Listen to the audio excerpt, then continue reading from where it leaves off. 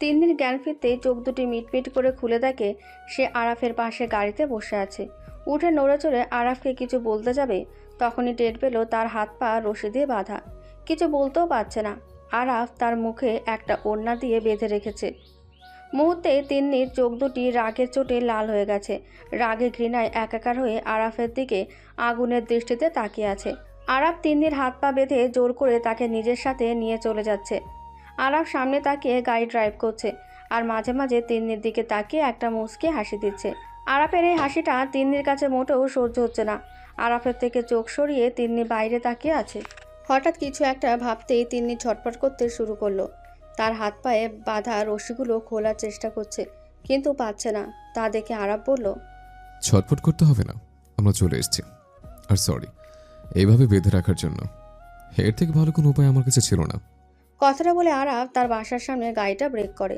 মোবাইলটা হাতে নিয়ে ছোট বোন আনহাকে কল করে। সাথে সাথে আনহা কল রিসিভ করে বলল, ভাবিকে নিয়ে এসেছো? হ্যাঁ, নিয়ে এসছে। উপরে সব রেডি তো? সব কিছু রেডি, তুমি শুধু ভাবিকে নিয়ে ভেতরে চলে আসো। ওকে। আরাফ গাড়ি থেকে নেমে তিন্নিকে কোলে তুলে নিল। তিন্নির তীক্ষ্ণ দৃষ্টিতে তাকিয়ে আছে তার দিকে। একটা সময় ছিল যখন তিন্নি নিজের সবটা উজাড় করে আরাফকে ভালোবেসেছিল। আজ এই মানুষটাই তার কাছে পৃথিবীর সবচাইতে ঘৃণিত মানুষ, যাকে চাইলেও সে দ্বিতীয়বার কখনো ভালোবাসতে পারবে না। আরাফ তিন্নিকে কোলে নিয়ে বাসার মেন ডোরে ঢুকতেই তার বাবা আশরাফুল এহসান তিন্নিকে দেখে বলল, আরাপ, মেয়েটার সাথে কাজটা তুই ঠিক করিসনি। বাবা, আজ প্রথম আমি একটা কাজ ঠিক করতে যাচ্ছি। আমি জানি তুমি এটাই চাও। আশরাফুল এহসান কিছু না বলে ভেতরে চলে গেলেন। তিনি সবসময় চাইতেন তিন্নি এই বাড়ির বউ হয়ে আসুক। ছোটবেলা থেকে তিনি তিন্নিকে অনেক পছন্দ করতেন, কারণ তিন্নি একমাত্র মেয়ে যে ছোটবেলা থেকে আরাফকে নিঃস্বার্থ ভালোবেসে গেছে, যার ভালোবাসায় ছিল না কোনো খাত, কোনো চাহিদা, কোনো কিছু পাওয়ার আশা। ছিল 15 বছরের অপেক্ষা আর এক বুক ভালোবাসা। আরাফ তিন্নিকে নিয়ে সিঁড়ি বেয়ে ওপরে উঠে গেল। নিজের রুমে গিয়ে তিন্নিকে কোল থেকে নামিয়ে বিছানায় বসিয়ে দিল। ফ্লোরে হাঁটু গেড়ে বসে বিছানায় দুই হাতের কনুইতে ভর দিয়ে আরাফ তিন্নির দিকে অপলক তাকিয়ে আছে। খয়েরি বেনারসি শাড়ি, টানা টানা কাজল, কালো চোখ, নাকে নোলক, গা ভর্তি গহনা, মেহেদি রাঙা হাতে 2 হাত মুঠো চুড়ি। মায়াবী মুখটায় বধূ সাজে যেন কোনো অপ্সরীকে হার মানাবে। আরাফ মুগ্ধ নয়নে তাকিয়ে আছে তার মায়াবতীর দিকে। মেয়েটা কি সত্যি এত সুন্দর, নাকি আরাফের কাছে এমনটা মনে হচ্ছে? মনে হচ্ছে পৃথিবীর সবচেয়ে অপরূপা মেয়েটা তার সামনে বসে আছে, আর সে বেঘরে মুগ্ধ নয়নে তাকিয়ে আছে তার দিকে। আরাফের এই মুগ্ধ নয়নে তাকিয়ে থাকা তিন্নির কাছে মোটেও সহ্য হচ্ছে না। তিনি নিজের মুখটা আরাফের থেকে অন্যদিকে ঘুরিয়ে নিয়েছে। এই মুহূর্তে ইচ্ছে করছে আরাফের চোখ দুটি তুলে ফেলতে, কিন্তু তার হাত পা দুটোই বাঁধা, তাই এই মুহূর্তে কিছু করা সম্ভব না। আন্না এসে দরজায় নক করতেই আরাফ চমকে উঠল। তিন্নির দিকে তাকিয়ে থাকতে থাকতে ভুলে গেছে এখন তাকে কি করতে হবে। আরাফ বসা থেকে উঠে কিছু বলতে যাবে, তখনই আন্না বলল, ভাইয়া, হয়েছে হয়েছে, কিছু বলতে হবে না। এখন কি কাজী আঙ্কেলকে আসতে বলবো? আজ আমার বিয়ে। আমার পরনের টি শার্ট দেখেছিস কেমন দেখাচ্ছে? দাঁড়া, একটা নতুন শিরোনি পরে আসি, তারপর। কথাটা বলার সাথে সাথে তিন্নি চোখ দুটি বড় বড় করে আরাফের দিকে তাকিয়ে আছে। তিন্নির এমন তাকানো দেখে আরাফ বলল, কি অবাক হবার মতো কিছুই বলিনি। আজ প্রথম তো আর আমাদের বিয়ের কথা হচ্ছে না। সেই 15 বছর আগে থেকেই তো তুমি এই দিন অপেক্ষা ছিলে। আজ তোমার সব অপেক্ষা আমি শেষ করে দেব। কথাটা বলে আরাফ শেরওয়ানিটা হাতে নিয়ে চেঞ্জ করতে চলে গেল। আন্না এসে তিন্নির পাশে বসতেই তিন্নি ছলছল চোখে তার দিকে তাকিয়ে আছে, হয়তো কিছু বলার চেষ্টা করছে। তিন্নির মুখে বাঁধা ওড়নাটা আন্না খুলে দিলে তিন্নি বলল, আনহা প্লিজ, আমার হাতের বাঁধনটা খুলে দাও, আমাকে যেতে হবে। আজ আবার বিয়ে, বাড়িতে সবাই আবার অপেক্ষায় আছে। ভাবি, ভাইয়া তোমাকে অনেক ভালোবাসে। তার চেয়ে অধিক পরিবার আমি নিজের আত্মসম্মানকে ভালোবাসি, সেটা তুমি আর তোমার ভাইয়া খুব ভালো করে জানো। ভাইয়া নিজের ভুল বুঝতে পেরেছে। ভাবি প্লিজ, ভাইকে ক্ষমা করে দাও। সেটা আমার পক্ষে অসম্ভব, আর আমি তোমার ভাবি না। আরাফ বাথরুম থেকে বেরিয়ে শেরওয়ানির হাতাটা ঠিক করতে করতে বলল, ভাবি না তো কি হয়েছে, কিছুক্ষণের মধ্যে হয়ে যাবে, এত তারা কিসের? মিস্টার রায়মান এহসান আরাফ, আপনি যদি দয়া করে আমার হাতের পায়ের বাঁধনটা খুলে দেন, আমি বাসায় যেতাম। আপনার বোনের ভাবি হবার তারা না থাকলেও অন্য কারো ভাবি হবার তারা আমার ঠিকই আছে, কারণ আমার হবু বর ফারহান এখনও আমার অপেক্ষায় আছে। আরাফ তিন্নির দিকে তাকিয়ে তার কথার কোনো তোয়াক্কা না করে আনহাকে বলল, আনহা, কাজী আঙ্কেলকে নিয়ে আয়। আমি বিয়ের জন্য সম্পূর্ণ তৈরি। কিন্তু আমি তৈরি না। আমি তো ঠিকমতো বর সাজিনি। তুমি তো বেনারসি শাড়ি পরে নতুন বউ সেজে বসে আছো। তোমাকে দেখে কে বলবে তুমি বিয়ের জন্য তৈরি না? বলে আরাফ হো হো করে হেসে দিল। আরাফের হাসি দেখে তিন্নির রাগে গা জ্বলে যাচ্ছে। আন্না রুম থেকে বেরিয়ে গেলেই আরাফ তিন্নির কাছে গিয়ে তার হাত পায়ের রশিগুলো খুলে দেয়। তিন্নি মুক্ত হতেই বিছানা ছেড়ে উঠে রুম থেকে বেরিয়ে যেতে লাগলেই আরাফ তার হাত ধরে বলে, কোথায় যাচ্ছ? কথাটা বলার সাথে সাথে তিন্নি আরাফের দিকে রাগে চোখে তাকিয়ে বলল, আমার হাত ছাড়েন। ছাড়ার জন্য তো এই হাত ধরিনি, জীবনের শেষ মুহূর্ত পর্যন্ত একসাথে পথ চলার জন্য এই হাত ধরেছে। আপনার সাথে পথ চলার স্বপ্ন আমার সেই দিন শেষ হয়ে গেছে, যেদিন আমি শর্তে হেরে গেছি। তিন্নি, তুমি তো বলেছিলে ভালোবাসা কোনো শর্তে আবদ্ধ হয় না। আমি জানি তুমি এখনো আমাকে ভালোবাসো। মিস্টার রায়মান এহসান আরাফ, আপনি হয়তো ভুলে যাচ্ছেন আমি মালিহা মুন তিন্নি নিজের আত্মসম্মানের থেকে বেশি কখনো কাউকে ভালোবাসি না। যদি এমনটা ভেবে থাকেন, এটা একান্ত আপনার ভুল ধারণা। অবশ্য আপনার সাথে আমার পথ চলার স্বপ্নটা সেই দিন শেষ হয়নি যখন আমি শর্তে হেরেছিলাম। স্বপ্নটা তখন ভেঙেছিল যখন আপনি আমার আত্মসম্মানে আঘাত করেছিলেন। বললাম তো সরি, আর কতবার বলবো? ভুল তো যে কেউই করতে পারে, তেমন আমারও হয়ে গেছে। আমি সত্যি অনুতপ্ত। আমি কি একটা সেকেন্ড চান্স পাওয়ার যোগ্য না? আরাফ অনেক বিনয়ী হয়ে কথাগুলো বলছিল। তখনই কাজী সাহেব আর আন্না তাদের রুমে চলে আসলো। আরাফ এখনও তিন্নির হাত ধরে আছে। আর যদি তিন্নি তাকে ছেড়ে চলে যায়, আরাফ কখনোই তাকে আর ফিরে পাবে না। কাজী সাহেব বিয়ের সব কাজ সম্পাদন করে তিন্নির দিকে রেজিস্ট্রি পেপার এগিয়ে দিল সাইন করার জন্য। তিন্নি সাইন না করে চুপ করে বসে আছে। আরাফ তিন্নির দিকে একটা কলম এগিয়ে দিয়ে বলল, সাইন করো। করব না। আমি বলছি সাইন করো। বললাম তো করব না। তোমাকে বলছি সাইন করতে। আমি সাইন করব না। কি করবেন আপনি? সাইন না করলে বিয়ে হবে কিভাবে? আপনি কি এই বিয়ে নিজের ইচ্ছায় করছেন না? না। কাজী আঙ্কেল, এই মেয়েকে দেখে কি আপনার মনে হচ্ছে এই মেয়েকে আমি জোর করে বিয়ে করতে চাইছি?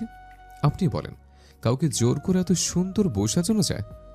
আমাকে দেখে কি আপনার মনে হয় না এই মেয়ে আমাকে জোর করে বিয়ে করতে চাইছে? মাথায় পাগড়ি নেই, ভালো একটা শিরোনি পড়েনি। আমার তো কপালটাই খারাপ। কোথায় ভেবেছিলাম অনেক বড় অনুষ্ঠান করে ধুমধাম করে বিয়ে করব, পুরো এলাকার মানুষকে আমার বিয়েতে ইনভাইট করব। তার হলো না। এই মেয়ে এত তাড়া দিচ্ছে যে বিয়েটা আজকেই করতে হচ্ছে। কথাটা বলে আরাফ তিন্নির দিকে তাকাতে দেখে সে আরাফের দিকে তীক্ষ্ণ দৃষ্টিতে তাকিয়ে আছে। এইভাবে তাকিয়ে আছো কেন? মনে হচ্ছে চোখ দিয়ে গিলে খেয়ে ফেলবে। সময় থাকতে চুপ হয়ে যান। কেন, কিছু ভুল বললাম নাকি? এতক্ষণ তো বিয়ের জন্য লাফাচ্ছিলে, এখন এমন করছো কেন? আমি বিয়ের জন্য লাফাচ্ছিলাম, নাকি আপনি আমাকে আমার বিয়ের আসর থেকে জোর করে তুলে নিয়ে এসেছেন? তোমাকে বিয়ের আসর থেকে কই জোর করে তুলে নিয়ে আসলাম? তুমি পার্লার থেকে বাসে ফিরছিলে, সেখান থেকে নিয়ে এসছি। একবারও তো বলনি আমার সাথে আসবে না। বলবো কিভাবে? আমাকে বেহুশ করে দিয়েছেন। আচ্ছা বাদ দাও, আজ তোমার বিয়ে। বিয়ে যার সাথে হোক তাতে কি, আমাকে বিয়ে করো আর যাকে করো। তোমার বিয়ে করা দরকার, তুমি বিয়ে করো। রেজিস্ট্রি পেপারে সাইন করে কবুল বললেই হয়ে গেল আমাদের বিয়ে। ব্যাস, আর কি চাই? আপনি কি বুঝতে পারছেন না, যার নাম নিতে আমার রুচিতে বাঁধে, যাকে কল্পনা করত আমার ঘৃণা হয়, তাকে বিয়ে আমার জীবন সাজাবো? এটা আমার পক্ষে সম্ভব না। আরা ভাবেনি তিন্নি তাকে এতটা ঘৃণা করে। হয়তো এটা তার প্রাপ্য ছিল। এটা ভেবেই নিজেকে সামলে নিয়ে ছোট্ট একটা হাসি দিয়ে বলল, চাইলে সব কিছুই সম্ভব। আমি আপনাকে ঘৃণা করি, ঘৃণার মানুষ বুঝছেন না? এমন পরিস্থিতি দেখে কাজী সাহেব কিছুটা বিরক্তি নিয়ে বললেন, আপনারা কি সত্যি বিয়ে করবেন নাকি করবেন না? কাজী আঙ্কেল, আপনি আমাকে 5 মিনিট সময় দেন, আমি ওর সাথে একটু আলাদা কথা বলতে চাই। ঠিক আছে, আমি বাহিরে অপেক্ষা করছি। আপনাদের কথা শেষ করে আমাকে মতামত জানান। হুম। কাজী সাহেব আর আন্না বাইরে চলে গেলেই আরাফ দরজাটা বন্ধ করে এসে তিন্নিকে বলল, তুমি কি রেজিস্ট্রি পেপারে সাইন করবে নাকি? নাকি কি করবেন শুনি? কি করবো সেটা তো সময় হলে দেখতে পাবে। জোর করে বিয়ে করবেন? প্রয়োজনে তাই করব। আমি বিয়ে করব না, সারা জীবন চিরকুমারী হয়ে থাকবো, তবুও আপনাকে বিয়ে করব না। নিজের আত্মসম্মানকে খুব ভালোবাসো, তাই না? কেন, সন্দেহ আছে? নিজের আত্মসম্মান সতীত্ব বাঁচিয়ে রাখতে পারবে আমার হাত থেকে? কি বলতে চাইছেন? আমি কি বলতে চাইছি তুমি বুঝতে পারছো না? আরাফ কি বলতে চাইছে তিন্নি খুব ভালোভাবে বুঝতে পারছে। তাই আরাফের থেকে পিছু পা হতে লাগলেই আরাফ তার হাত ছেড়ে কোমর জড়িয়ে ধরে একটানে নিজের কাছে নিয়ে বলল, কোথায় যাচ্ছ? আমি না চাইলে তুমি বাড়ি থেকে তো দূরের কথা, এই রুম থেকে কোথাও যেতে পারবে না। তুমি বিয়ে করো আর না করো, তোমাকে আমার সাথেই থাকতে হবে। যদি বৈধভাবে থাকতে চাও তো রেজিস্ট্রি পেপারে সাইন করে দাও, আর অবৈধভাবে নিজের সতীত্ব আত্মসম্মান বিলিয়ে থাকতে চাইলে আমার কিছু যায় আসে না। আমি শুধু তোমাকে চাই, হোক বৈধ বা অবৈধ। আরাফ খুব ভালোভাবে জানে এই কথাগুলো বলার পর তিন্নি তাকে আরো বেশি ঘৃণা করবে। কিন্তু তিন্নিকে সে এতটা ভালোবাসে যে এখন আর তিন্নিকে ছাড়া থাকা তার পক্ষে সম্ভব না। তিন্নি বিষময় নিয়ে আরাফের দিকে তাকিয়ে আছে। সত্যি কি একটা সময় এই মানুষটাকে নিজের সবটা উজাড় করে ভালোবেসেছিল তিন্নি, যার কাছে তার আত্মসম্মানের কোনো মূল্য নেই? আজ তার নিজের প্রতি ঘৃণা হচ্ছে। কেন সেই মানুষটাকে ভালোবেসেছিল? মানুষ চিনতে তো কখনো ভুল করতো না তিন্নি, তাহলে আরাফকে চিনতে এত বড় ভুল কিভাবে করলো? তিন্নি আরাফের চোখে চোখ রেখে বলল, সরাসরি বললেই পারেন, আমার দেহটা চাই আপনার। তুমি আমারও ভুল ভাবছো, তোমার সবটা চাই আমার। অবৈধভাবে নিজের আত্মসম্মান বিলিয়ে থাকবো, এটা তো আমার পক্ষে সম্ভব না। বিয়েটা আমি অবশ্যই করব। তবে একটা বিষয় খুব ভালোভাবে দেখেন, বিয়ের পর আবার আপনাকে যেন অনুতপ্ত না হতে হয়। এই এক সপ্তাহ অনেক ভেবেছে, আর ভাবতে চাই না। আরাফ আর তিন্নির বিয়েটা হয়ে গেল। তিন্নি এক প্রকার আরাফের সাথে জেদ করেই বিয়েটা করেছে। আরাফকে ভালোবেসে যে প্রতিদান সে পেয়েছে, বিয়ের পর যেন সেগুলো একটা একটা করে আরাফকে ফেরত দিতে পারে সেই জন্য। বিয়ে সম্পূর্ণ হবার পর সবাই রুম থেকে বেরিয়ে গেল। তিন্নি বিছানার এক কোণে চুপটি মেরে বসে রইল। রাগে ঘৃণায় গা জ্বলে যাচ্ছে তার। আজ আরাফ তার সাথে মোটেও কাজটা ঠিক করেনি। এর প্রতিদান সে অবশ্য আরাফকে দেবে, যেটা আরাফ কল্পনাও করতে পারবে না। আরাফ রুমে ঢুকে থাকে টিন্নি প্রচণ্ড রেগে বসে আছে। দেখতে আরাফের কাছে বিষয়টা ভালোই লাগছে। অবশ্য তাকে আরেকটু রাগলে মন্দ লাগে না। আরাফ তিন্নির কাছে এগিয়ে গিয়ে তার পাশে বসে একগাল হেসে বলল, তুমি অনেক হ্যাপি, তাই না? কথাটা শোনার সাথে সাথে তিন্নি আরাফের দিকে মাথা তুলে তাকালো। তিন্নি সুখী হবার মতো আজ পর্যন্ত আরাফ এমন কিছুই করেনি। তার জীবনটা এলোমেলো করে আজ থেকে সুখ নামক জিনিসটাও তার জীবন থেকে ছিনিয়ে নিয়েছে। এই মানুষটার সাথে সে কখনো সুখী হবে? ভাবতেই হাস্যকর মনে হয়। তিন্নি তীক্ষ্ণ দৃষ্টিতে তাকিয়ে থেকে বলল, কোন দুঃখে? এই যে একটু আগে তোমার ভালোবাসার মানুষটার সাথে তোমার বিয়ে হয়ে গেল, যে ছেলেটাকে তুমি পাগলের মতো ভালোবাসতে, আজ তুমি তাকে সারা জীবনের জন্য নিজের করে পেয়ে গেছো। তুমি আমাকে পেয়ে গেছো তিন্নি। তুমি বুঝতে পারছো তুমি কতটা ভাগ্যবতী? আমার তো এখনো বিশ্বাস হচ্ছে না তুমি আমাকে পেয়ে গেছো। রায়হান, এহসান, আরাফকে আমাকে পেয়ে তোমার জীবন তো ধন্য হয়ে গেল। মিস্টার রায়মান এহসান আরাফ, আপনি এমন কা যাকে পেয়ে আমি নিজেকে ধন্য মনে করব? আমার দিকে তাকিয়ে দেখো, আমি কতটা স্মার্ট, হ্যান্ডসাম। আমার পার্সোনালিটি দেখিয়ে যে কেউ পাগল হয়ে যাবে। আরাফের কথায় তিন্নি একটা তাচ্ছিল্য হাসি দিল। মানুষ দেখতে সুন্দর হলে যে তার চরিত্র, মন, মানসিকতা সুন্দর হবে এমনটা নয়। তাদের মধ্যে আরাফ একজন। সৌন্দর্য একসময় বয়সের সাথে মলিন হয়ে যাবে, কিন্তু সুন্দর চরিত্র আর মন কখনো মলিন হয় না। তিন্নি কখনো সুদর্শন কাউকে খোঁজেনি, একটা ভালো মনের মানুষকে খুঁজেছে।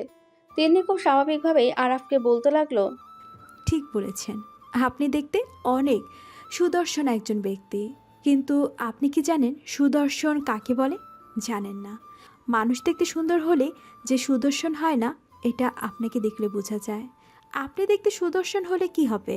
আপনার ভিতরে থাকা কুৎসিত হৃদয়টার কারণে আপনার বাহিরের সৌন্দর্য আমাকে আকর্ষিত করে না। আর আমি কখনো আপনার জন্য পাগল ছিলাম না। আমার কাছে সম্পর্ক আর বিশ্বাসের মূল্যটা অনেক ছিল। সেই সম্পর্ক আর বিশ্বাসকে সম্মান করে আমি আপনার কাছে এসেছিলাম, কিন্তু আপনি সেটা যোগ্য ছিলেন না। কথাগুলো বলে তিন্নি বিছানা ছেড়ে উঠে গেল। আরাফের সামনে তার বসে থাকতে ইচ্ছে করছে না। আরাফ মাথা নিচু করে বসে আছে। ভেবেছিল তিন্নিকে একটু রাগিয়ে তার সাথে কিছুক্ষণ দুষ্টু মিষ্টি ঝগড়া করবে, কিন্তু পেছনের কথাগুলো আবারও তিন্নির মনে নাড়া দিয়ে উঠল। সত্যি আরাফ তিন্নির বিশ্বাসের যোগ্য ছিল না। এবার আরাফ যে কোনো মূল্যে নিজেকে তিন্নির বিশ্বাসের যোগ্য করবে, তার ভালোবাসাকে জয় করবে। তিন্নির পরনের বেনারসি শাড়িটা চেঞ্জ করতে হবে, তাই সে রুম থেকে বেরিয়ে আন্নার কাছে যাওয়ার সময় দরজার খোলার শব্দ হলে আরাফ মাথা তুলে তাকিয়ে দেখে তিন্নি রুমের দরজা খুলছে। কোথায় যাচ্ছ? ভয় কিছুই নেই। যতদিন পর্যন্ত আপনার সাথে আমার ডিভোর্স না হয় ততদিন আমি এই বাড়ি ছেড়ে কোথাও যাব না। আমি আনহার রুমে যাচ্ছি, শাড়ি চেঞ্জ করব। আন্নার রুমে যাওয়ার দরকার নেই। আলমারিতে তোমার জন্য অধিক পরিমাণ ড্রেস রাখা আছে, যেটা পছন্দ হয় পরে নাও। বিয়েটা কেমন যেন হাস্যকর মনে হচ্ছে আমার জন্য। আগে থেকে ড্রেস রাখা আছে, স্টেন্স। তুমি আমার একমাত্র বউ। তোমার ইচ্ছে আকাঙ্ক্ষা অফুরন্ত চাহিদাগুলো পূরণ করা যদিও আমার দায়িত্বের মধ্যে পড়ে, কিন্তু এখন এটা আমার সব। আপনার কাছে আমার একটা চাহিদা, ডিভোর্স। এই মিথ্যে সম্পর্কের বাঁধন থেকে আমাকে মুক্ত করে দিন। আমার চাহিদা পূরণ করার একটা সুযোগ আপনি পেয়ে যাবেন। এটা তোমার চাহিদা না, আমার থেকে নিজেকে দূরে রাখার জেদ। যদি কখনো আমার থেকে দূরে যাওয়ার চেষ্টা করো, পা দুটি কেটে বিছানায় পঙ্গু করে ফেলে রাখবো। আমার বউ পঙ্গু হলে কোনো সমস্যা নেই, সবসময় আমার চোখের সামনে তো থাকবে। তিন্নি কিছু না বলে আরাফের দিকে তীক্ষ্ণ দৃষ্টিতে তাকিয়ে আছে। যে মানুষটার সাথে কথা বলতেও তার রুচিতে বাদে, তার সাথে সারা জীবন কিভাবে কাটাবে। আরাফ বুঝতে পারছে এই মুহূর্তে তিন্নি তার সাথে কথা বলতে চাইছে না। তাই সে বসা থেকে উঠে তিন্নির হাত ধরে বিনয়ের সাথে বলতে লাগলো, আমার জন্য তোমার মনে যে পরিমাণ রাগ ঘৃণা জন্মে আছে, আমি সেটার যোগ্য। আমার উপর যত ইচ্ছে রেগে থাকো, ঘৃণা করো, আমি কিচ্ছু মনে করব না। কারণ আমি জানি কিছুদিনের মধ্যেই তোমার সব রাগ ঘৃণা আমার জন্য ভালোবাসা পরিণত হবে। আপনার কথা শেষ নাকি আরও বাকি আছে? আমি বুঝতে পারছি আমার কথাগুলো শুনতে তোমার কাছে মোটেও ভালো লাগছে না। বুঝতে পারছেন, তার জন্য শুক্রিয়া। এবার আমার হাত ছেড়ে দূরত্ব বজায় রেখে কথা বলুন। আরাফ তিন্নির হাত ছেড়ে দিল। তিন্নি ড্রেস নিয়ে ওয়াশরুমে চলে গেল। আরাফ কি বলেছে তাতে তিন্নির কিছু যায় আসে না। আরাফের সাথে ভালো ব্যবহার করা তার পক্ষে কখনোই সম্ভব না। অনেকটা সময় পর তিন্নি ওয়াশরুম থেকে বেরিয়ে দেখে আরাফ রুমে নেই। আন্না একা দাঁড়িয়ে আছে। আনা, কিছু বলবে? ভাবি খেতে চলো। আমি খাবো না, তুমি খেয়ে নাও। সেই বিকালে তোমাকে বাসায় আনা হয়েছে, এখনো কিছু খাওনি। বাবা অপেক্ষা করছে তোমাদের জন্য নিচে, চলো। আমার ক্ষুধা নেই, বাবাকে বলো খেয়ে নিতে। তুমি না খেলে আমিও কিন্তু খাবো না। তুমি খুব ভালো করে জানো আমি না খেয়ে থাকতে পারি না। তিন্নি এবার হেসে দিল। আন্নার বাচ্চামোগুলো এখনও রয়ে গেছে। এই মেয়েটা তিন্নিকে সবসময় নিজের বড় বোনের মতো ভালোবেসে এসেছে। তিন্নি হাসতে হাসতে বলল, আমিও কিন্তু না খেয়ে থাকতে পারি না। আমি জানি, এবার চলো। তিন্নি আন্নার সাথে খাবার টেবিলে চলে গেল। খাবার টেবিলে বসে তিন্নি অনেক স্বস্তি পাচ্ছে, কারণ আরাফ নেই। আশরাফুল এহসান তিন্নিকে আন্নার মতো স্নেহ করে। তিন্নির প্রতি আরাফের এমন আচরণে তিনি নিজেকে অনেক ছোট ভাবছে। তাই খাবারের টেবিলে অনেকবার ক্ষমা চেয়েছে তিন্নির কাছে। ওনার এমন ক্ষমার দৃষ্টান্ত দেখে তিন্নি মন খারাপ করে বলল, বাবা, আপনি কি আমাকে আগের মতো স্নেহ করেন না? বাবার স্নেহ ভালোবাসা কি সন্তানের জন্য কখনো বদলে যায়? না রে মা, আমি আমার এই মেয়েটাকে আগের মতোই ভালোবাসি। তাহলে ক্ষমা চাইলেন কেন? বাবারা কখনো সন্তানের খারাপ চায় না। সময় আর পরিস্থিতি মানুষের জীবনটাকে এলোমেলো করে দেয়। আমি চাইলে হয়তো আরাবকে আটকাতে পারতাম। বাবা, আপনার প্রতি আমার কোনো রাগ নেই, আপনি নিশ্চিন্তে থাকতে পারেন। তিন্নি একগাল হেসে খাওয়া শুরু করলো। খাবার শেষে এখন কি সে আরাফের রুমে যাবে নাকি যাবে না, এমন একটা দ্বিধায় আছে। কি করবে বুঝতে পারছে না। আরাফের সাথে একই রুমে থাকা তার পক্ষে সম্ভব না। তাই আমতা আমতা করে আনহাকে বলেই ফেলল, আনহা, গেস্ট রুমের চাবিটা কোথায়? চাবি ভাইয়ার কাছে। বাসায় যে কয়টি খালি রুম আছে ভাইয়া সেগুলো লক করে রেখেছে। তোমার কাছে কোনো অপশান নেই, ভাইয়ার রুমেই ঘুমাতে হবে। কথাটা বলে আন্না মৃদু হাসলো। সাথে সাথে তিন্নির মুখটা মলিন হয়ে গেল। অনিচ্ছা সত্ত্বেও এখন তাকে আরাফের রুমেই থাকতে হবে। তিন্নি সিঁড়ি বেয়ে ওপরে উঠে দেখে রুমের দরজা বন্ধ। রুমের সামনে দাঁড়িয়ে থেকে ভাবছে দরজায় টোকা দেবে নাকি দেবে না। আরাফের সাথে একই রুমে থাকার চেয়ে সারা রাত ড্রয়িং রুমে কাটিয়ে দেবে, এটাই ভালো। কথাটা ভাবতে ভাবতে আরাফ দরজা খুলে তিন্নির দিকে তাকিয়ে একগাল হেসে দিল। আরাফের এই হাসিটা তিন্নির মোটেও সহ্য হয় না। তিন্নি আরাফের থেকে মুখ ফিরিয়ে দাঁড়াতেই আরাফ তাকে কোলে তুলে নিল। তিন্নি চোখ দুটি বড় বড় করে বলল, হচ্ছেটা কি? কি করছেন? এখনো কিছু হয়নি, সময় হোক সব কিছু হবে। এত তারা কিসের? অপেক্ষা করো, অপেক্ষার ফল অনেক মিষ্টি হয়। আমাকে নামান বলছি। তোমাকে সারা রাত কোলে নিয়ে রাখবো নাকি? তুমি যে পরিমাণ মোটা, আমার হাত ব্যথা হয়ে যাবে। বলে বিছানায় বসিয়ে দিল। কি বললেন? আমি মোটা? আর আপনি কি? আপনি তো আস্ত একটা জলহস্তি। আমি জলহস্তি? নিঃসন্দেহে, যদি বিশ্বাস না হয় আয়নায় নিজের চেহারা ভালোভাবে দেখে নিন। জলহস্তি কোথাকার। আরাফ মুচকি এসে তিন্নির সামনে একটা লাল গোলাপ এগিয়ে দিয়ে বলল, এই জলহস্তিরা তোমাকে অনেক বেশি ভালোবাসে। তিন্নি কিছু বলতে গিয়েও থেমে গেছে। নিজের চারপাশে তাকিয়ে দেখে পুরো রুম জুড়ে লাল গোলাপের সমারোহ আর ক্যান্ডেল দিয়ে রুমটা খুব সুন্দর করে সাজানো গুছানো। বিছানা পড়ে থাকা লাল গোলাপের পাপড়িগুলো যেন রুমের সৌন্দর্য আরও বাড়িয়ে দিচ্ছে। একপাশে অনেকগুলো বেলুন দিয়ে সাজিয়ে লিখে রেখেছে ভালোবাসি মায়াবতী। তিন্নি চারপাশে তাকিয়ে চোখ দুটি বন্ধ করে নিজেকে স্থির করার চেষ্টা করছে, কিন্তু কিছুতেই তার মন স্থির হচ্ছে না। তিন্নি আরাফের দিকে তাকিয়ে বলল, কি যে আপনার? তোমার সাথে সারা রাত গল্প করতে চাই, ছোটবেলার স্মৃতিচারণ ঘুরে আসতে চাই, জীবনের প্রত্যেকটা মুহূর্ত তোমার সাথে বাঁচতে চাই, তোমাকে প্রাণ খুলে ভালোবাসতে চাই। আমি শুধু তোমাকে চাই। আজ রাতে আমাকে কি একটু সময় দেওয়া যাবে? শুধু গল্প করব। প্রত্যেকবার একই কথা বলতে বলতে আমি বিরক্ত হয়ে গেছি। আপনার সাথে গল্প করার, সময় কাটানোর রুচি বা ইচ্ছা কোনোটাই আমার নেই। আমার ঘুম পাচ্ছে, আমি ঘুমাবো। তিন্নি আরাফের পাশ কাটিয়ে সোফায় বসে পড়ল। সাজানো ঘরের দিকে তাকিয়ে তার সেদিনের কথাগুলো মনে পড়ে যাচ্ছে। মূলত তিন্নি একটা ধৈর্যশীল মেয়ে, কিন্তু আজ সে কিছুতেই নিজেকে স্থির করতে পারছে না। ইচ্ছা করছে ঘরের সব ভেঙে চুরমার করে দিতে, কিন্তু সে এমন করবে না।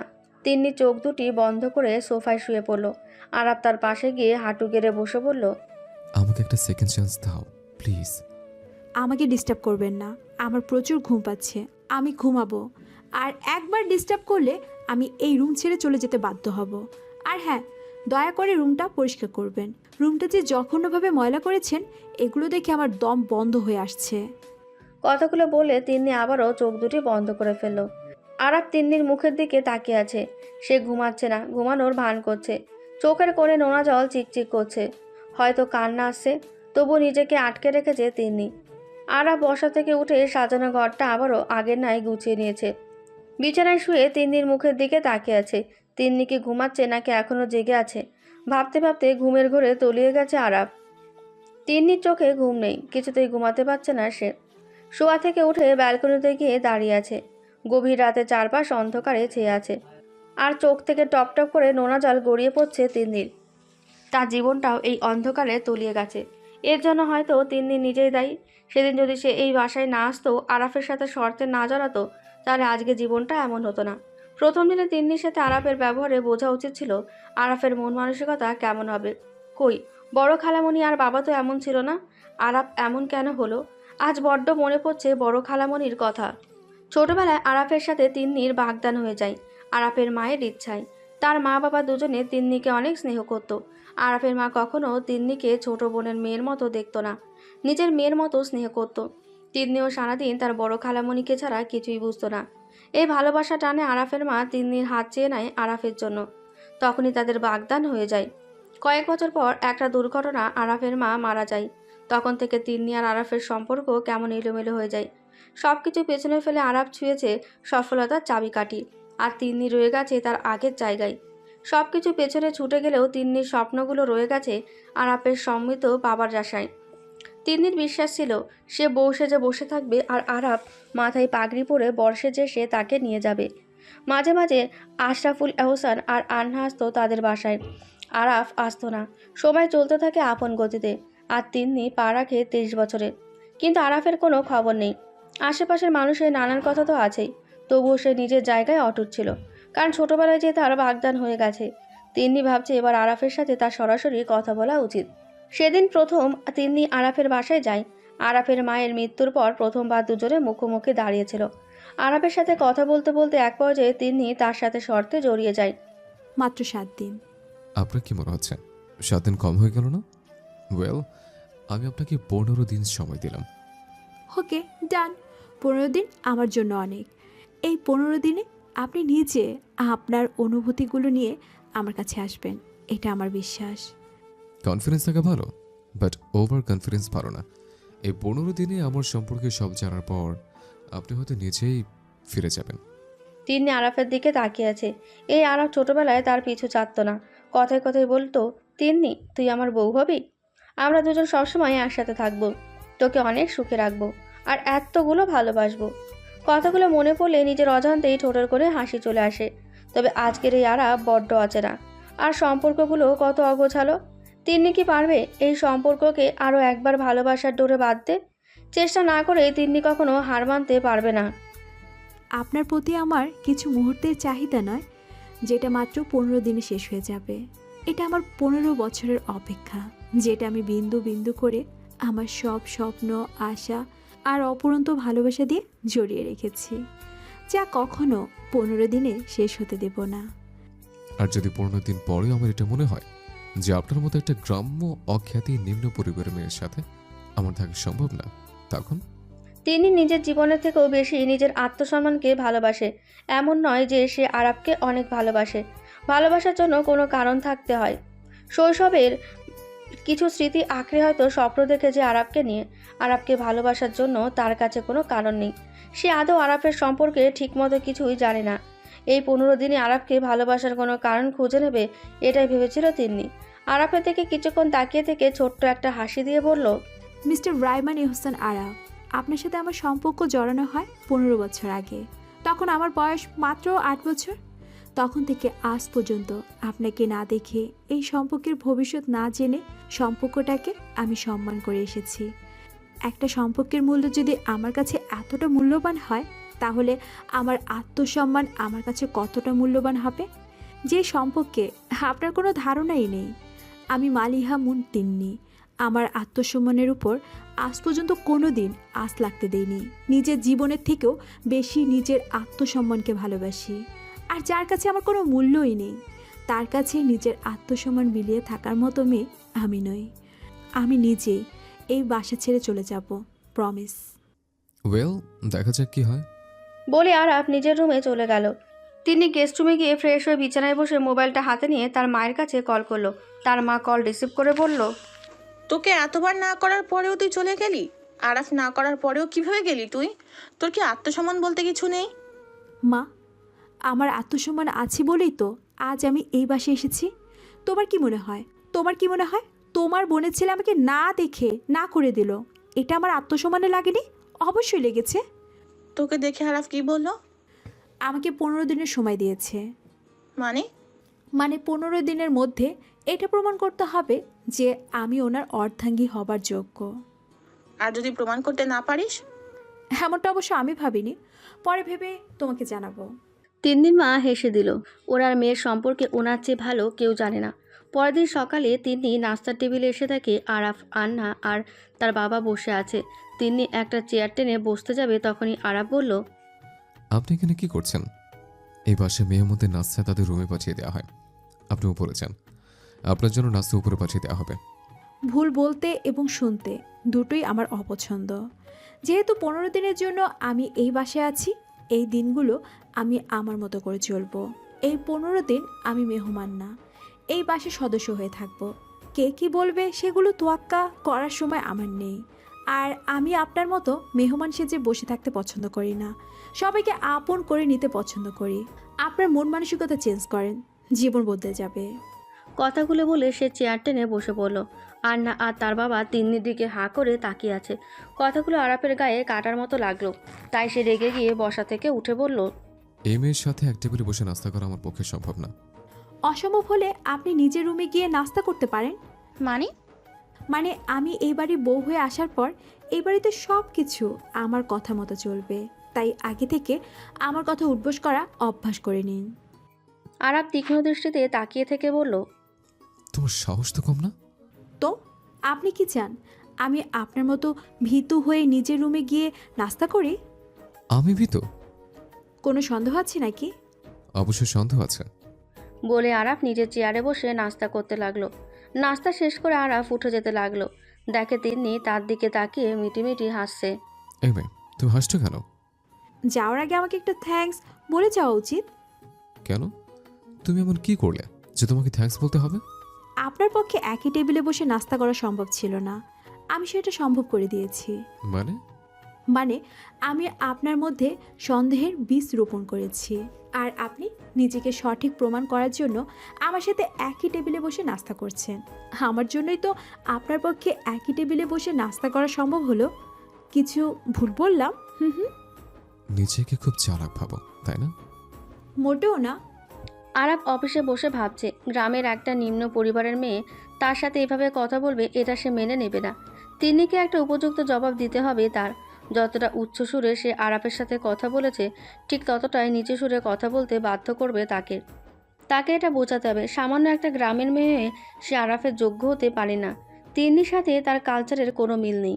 আরাফ কোন কালচারের মেয়েকে প্রত্যাশা করে সেটা তিন্নিকে জানতে হবে, কিন্তু কিভাবে? ভাবতে ভাবতে তার ফ্রেন্ড স্নেহার কথা মনে পড়ল। স্নেহা এ যুগের মডার্ন মেয়ে, তার সামনে তিন্নি পুরোই আনকালচারাল একটা মেয়ে।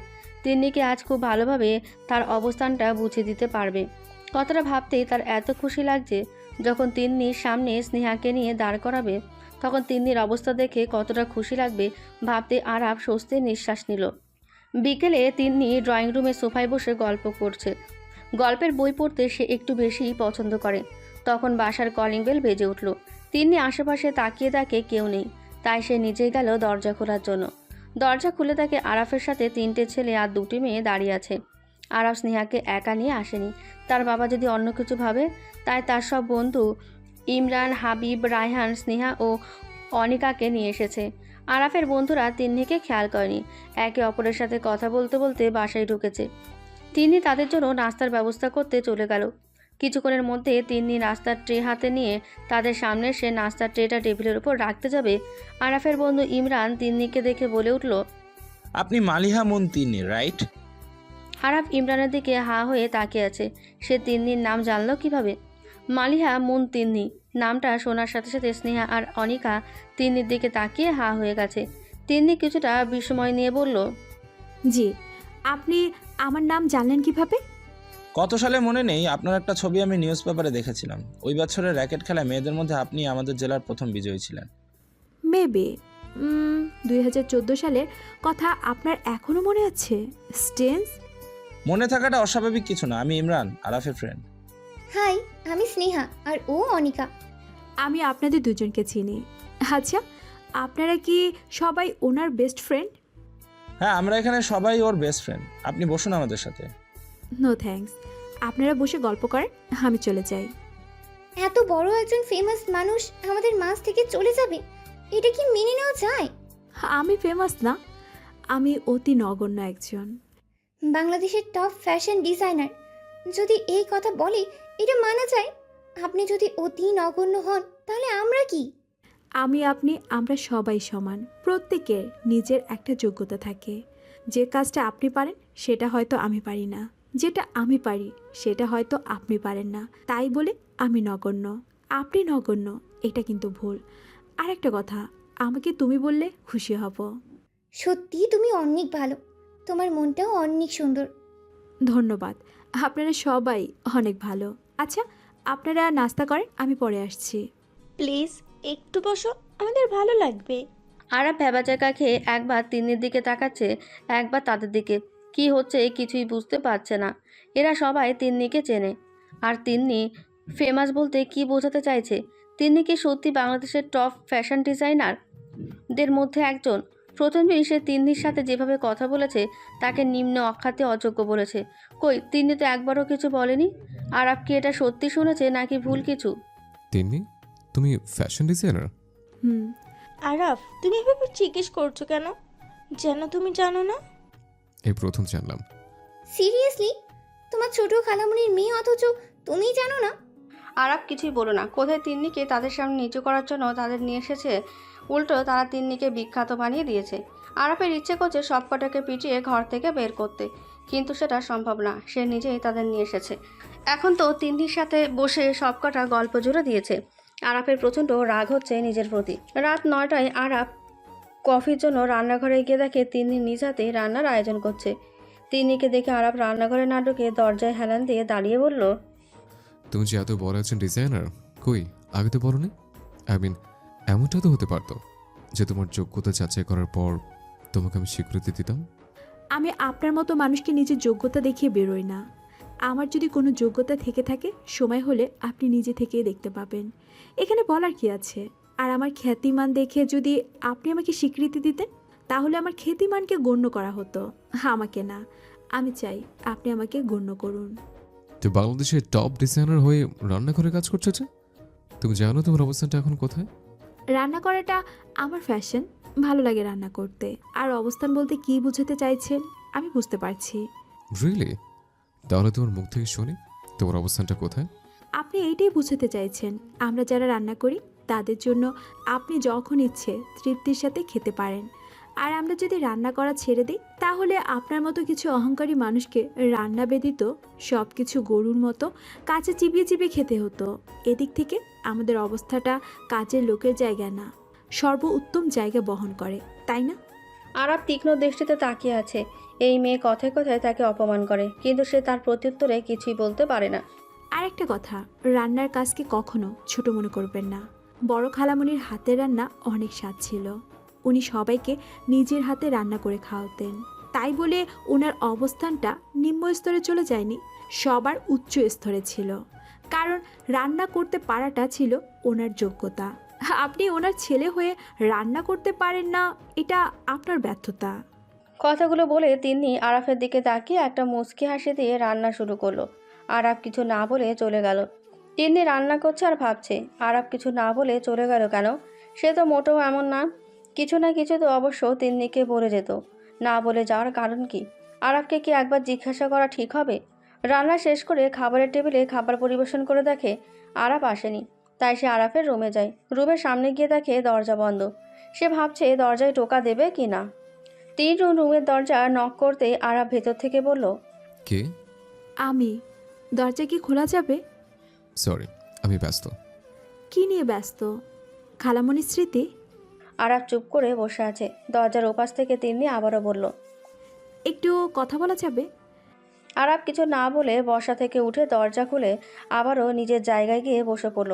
তিনি তার রুমে ঢুকে আরাফের থেকে কিছুটা দূরত্ব বজায় রেখে বসে বলল, যেসব স্মৃতি আমাদের মনে কষ্ট সঞ্চারণ করে সেসব স্মৃতি ভুলে যাওয়া উচিত। যে স্মৃতিগুলো স্মরণ করলে আমাদের মনে আত্মতৃপ্তি প্রকাশ পায় সে স্মৃতিগুলো মনে রাখা উচিত।